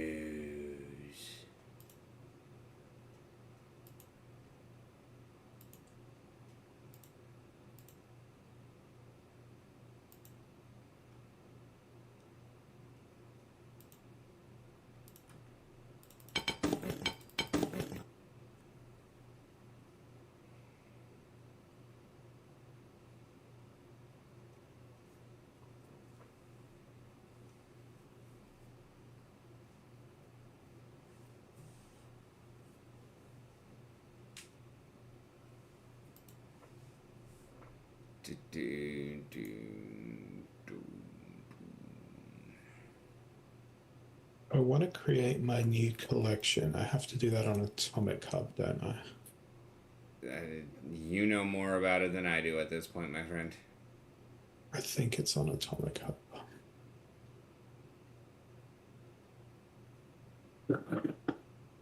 Who the Hey, fuck kitten. is this asshat? What's up, kitten? Would you like to not walk on my laptop? Thank you. My cat opened Reddit when she walked on my laptop.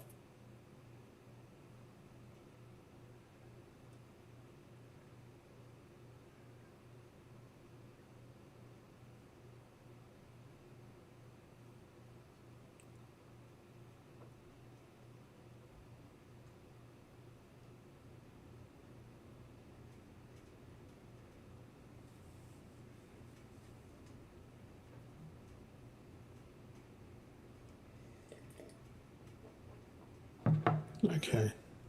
I think I'm going to be able to figure that out for myself. I will be right back. I must go to the toilet town. I will see left front.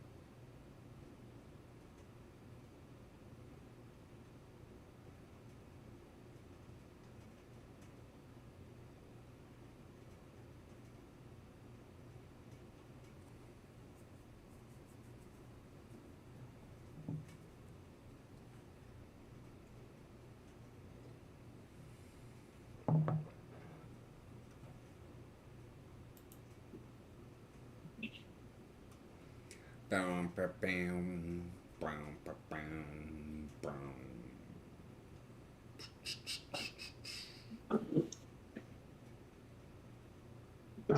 Bye. Welcome back. It's time to use the standing up part of my desk.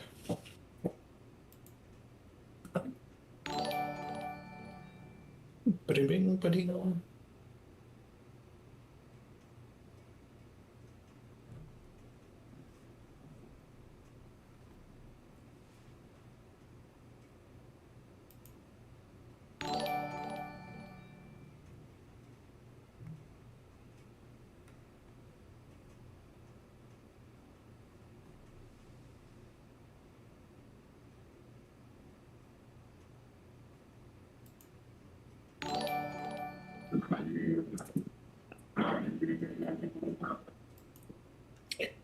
My table is now at its highest height.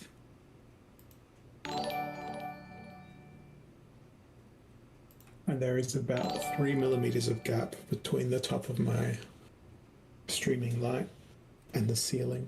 It's brilliant.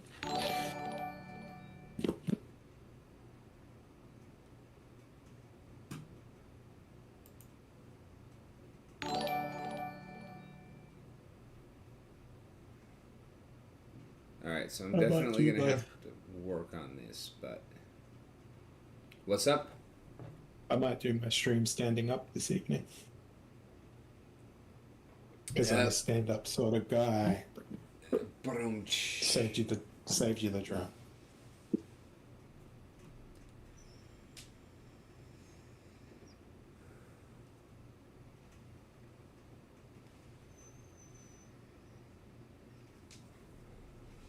Alright, I'm definitely going to have to update these.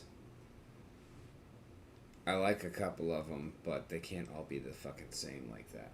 So, but thank you for helping me to get the shit set back up. And let me mark this in content. Done.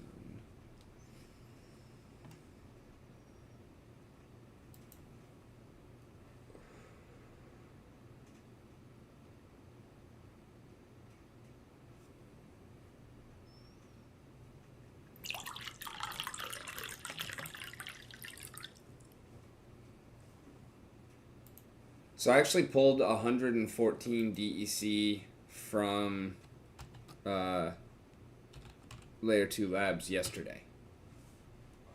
So did this layer 2 labs just a faucet? Yeah. Cool. I don't mean that I got it 114 yesterday or that I got it all in one trip. I'm getting Yeah. tiny amounts, but I don't remember the last time that I emptied it out, but I know that I have before this year. You better burn that DEC. And I'm at 7.6 so far. That's pretty good. That's almost a better return than some of my rentals. To be fair, I didn't take out any, so subtract 1. Because I don't know what the, after the decimal was at, but I didn't even bother with it. I took out 114 exactly. So, call it 6.6. But that's still pretty decent. For a day.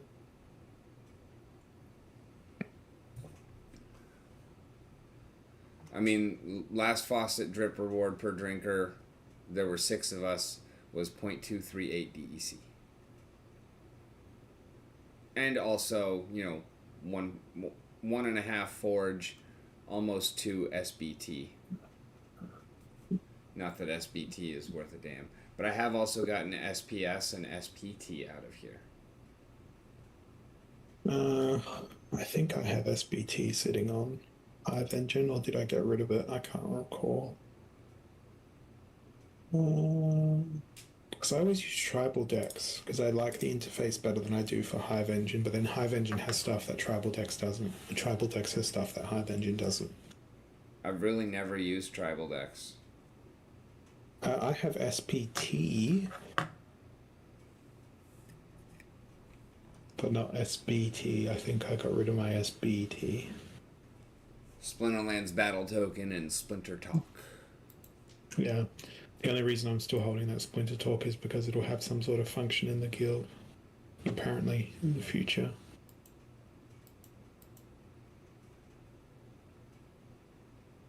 It has some kind of function within the blogging too, right? Yeah, so SPT is like Hive Power, but for the Splinter Talk community, which is basically the Splinterlands community.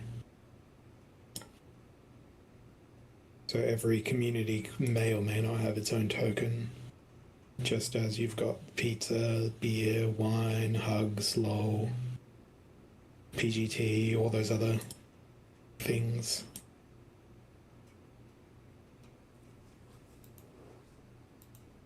Okay.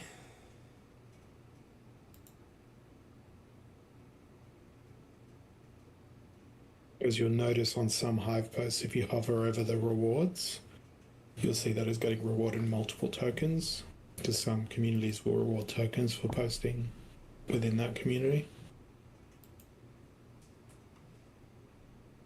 Okay. Yeah, honestly, like a bunch of these tokens that I have, I have no idea what they're like. I don't know anything about SBT. I've got 2,400 of them, and not a fucking clue where they came from or anything like that. I really don't know anything about Bro, except that I put it in the liquidity pool against Neo Zag. I wish you could have a section in your Hive Engine wallet that was Cotton Eye Joe, which was just tokens you didn't recognize. Where did they come from? Where did they go?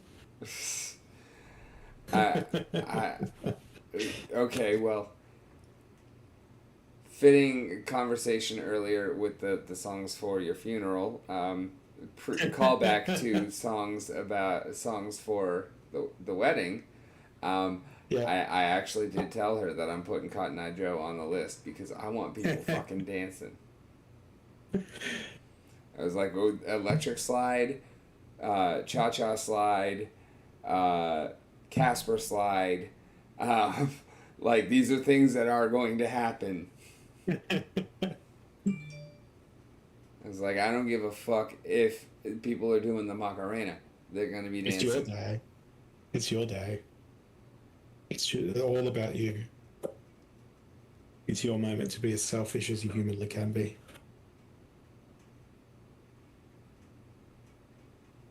No, I just want everyone to have fun. Yeah. That was our sort of go-to with it as well.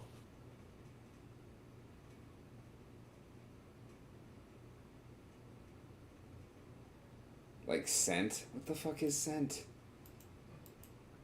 I don't know, I stake it. Because it ain't worth a goddamn thing.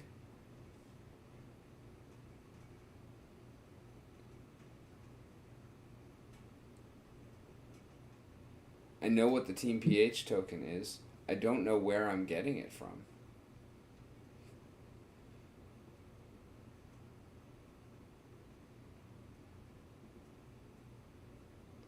LPR. I've got 54,256 of these. I think it's liquidity pool rewards. They're created by NFT Museum, which is another token I have just a ridiculous amount of. Oh, here we go. NFTM. 17,403. Worth 0. LPR. I just sent you a photo from our wedding on Discord.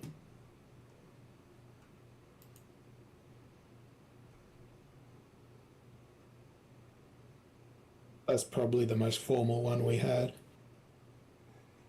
Looks like y'all were having a good time though. Yeah, that was the rigged shot.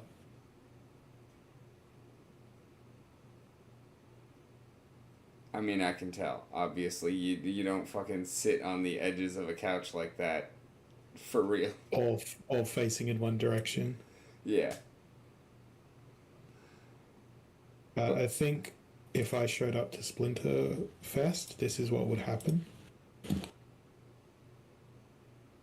This next image. Everyone's trying to grab a piece of me. Yep.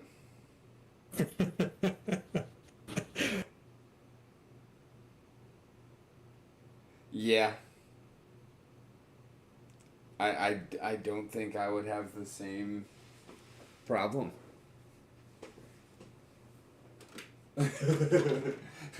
I think I would probably be very polarizing.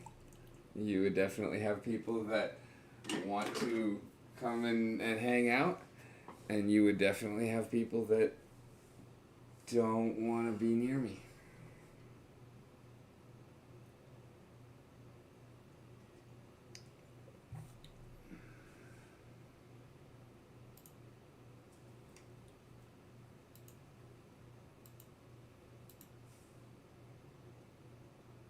So how much, like, just random shitcoin do you end up getting as a hive whale?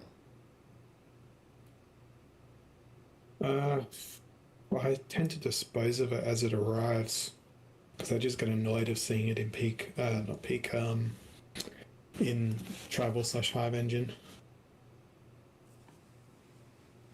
But it makes me question whether it's worth my time even bothering to click the buttons. Yeah, also, like, how? Because, like, a lot of this shit I can't even fucking sell because it's not worth it's one no liquidity. hive. Yeah. I've got no clue where half the shit comes from. Half of it comes from people that make projects for the fun, but every one of these tokens costs 100 B to make. Yeah. Which is kind of a good job, I guess.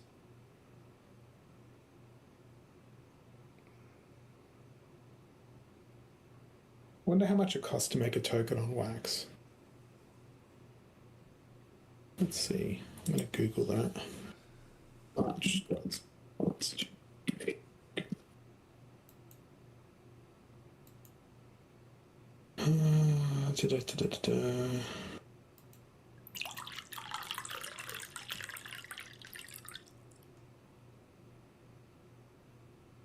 There's a Wax token generator, apparently. Bro, have you fucking seen this wax versus food bullshit? No. Oh my god. When you're done looking up your thing, look up some of that shit. How much RAM CPU do I need? 500k bytes of RAM, 2 to 3 milliseconds of CPU, and 40 to 50 wax worth of net. Okay, so token creation on Wax is pretty cheap.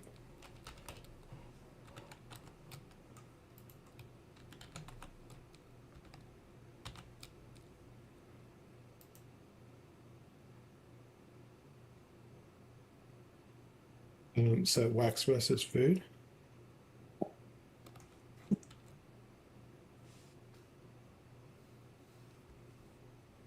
Is this an FD project or what is it? Do you have a link? Are you asking me? Yeah. The Wax versus food thing that you just mentioned. Oh, no. Like YouTube. Oh, no. Yeah, not like not like a Web3 project. No.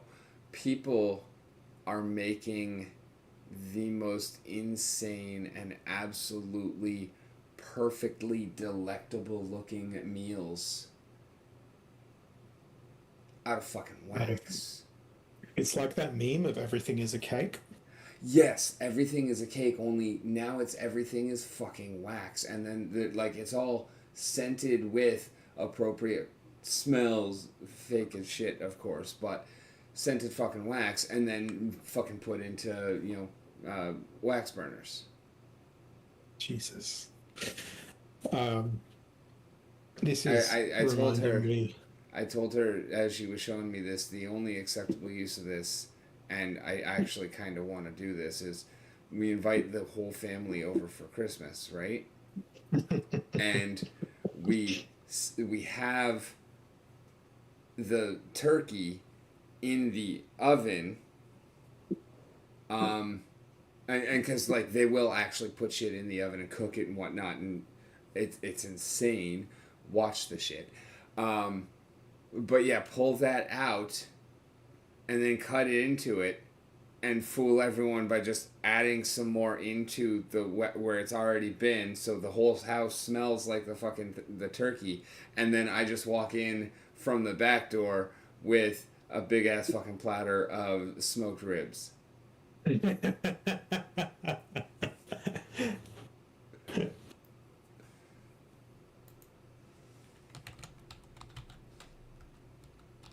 My wife steals Gordon Ramsay's turkey recipe whenever we do end up getting a turkey, because you can't just go down to the shops here at any point of the year and go, one full turkey, please.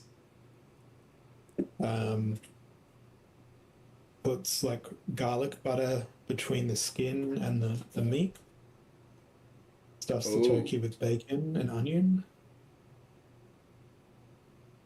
I like and just bastes the ever-loving crap out of that turkey with bacon fat. Yeah, I still want to take a side of bacon and then wrap it in bacon and then deep fry it in bacon fat. And then when it comes out, add a little dusting of bacon. I really like making roast potatoes in a particularly exotic to me way, which is using a combination of garlic butter and duck fat to fry the potatoes in, but fry them in a baking tray in the oven.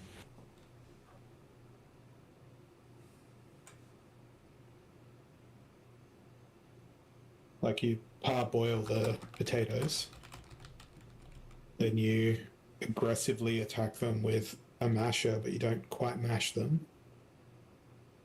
You just rough up the edges to increase the surface area. Then you just dunk them in duck fat and garlic butter. Sounds magnificent. Saute them in the pot for a bit, and just dump the contents of the pot into an oven tray and bake them. And it's fucking phenomenal with like rosemary and like paprika, salt, pepper,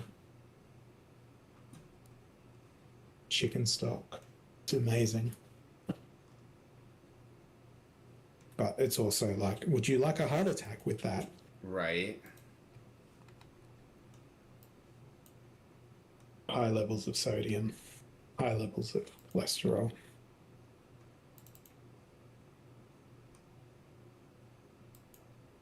Which means the Splinterlands community would enjoy it thoroughly.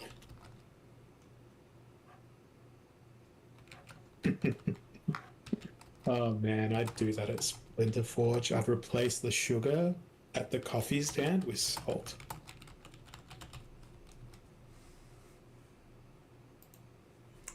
That's fun. I did that to my dad once. I put salt in his coffee instead of sugar. He was not very happy.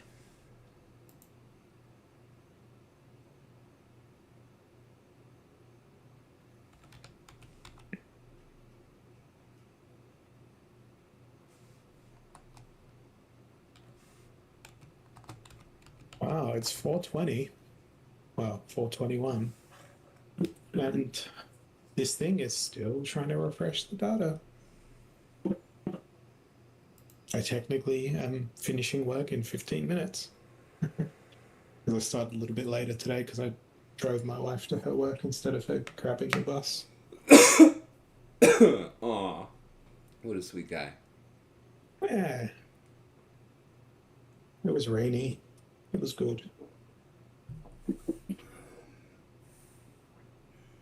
And it is going on 3 a.m. So I am going to say to any viewers who might be out there in the Twitch lands or the YouTube vills, thank you so much for hanging. As always, I've been Rick. You've been on the mountain. It has been a wonderful time. I will be back on tonight in about 21 hours. And in the meanwhile, keep kicking ass, because you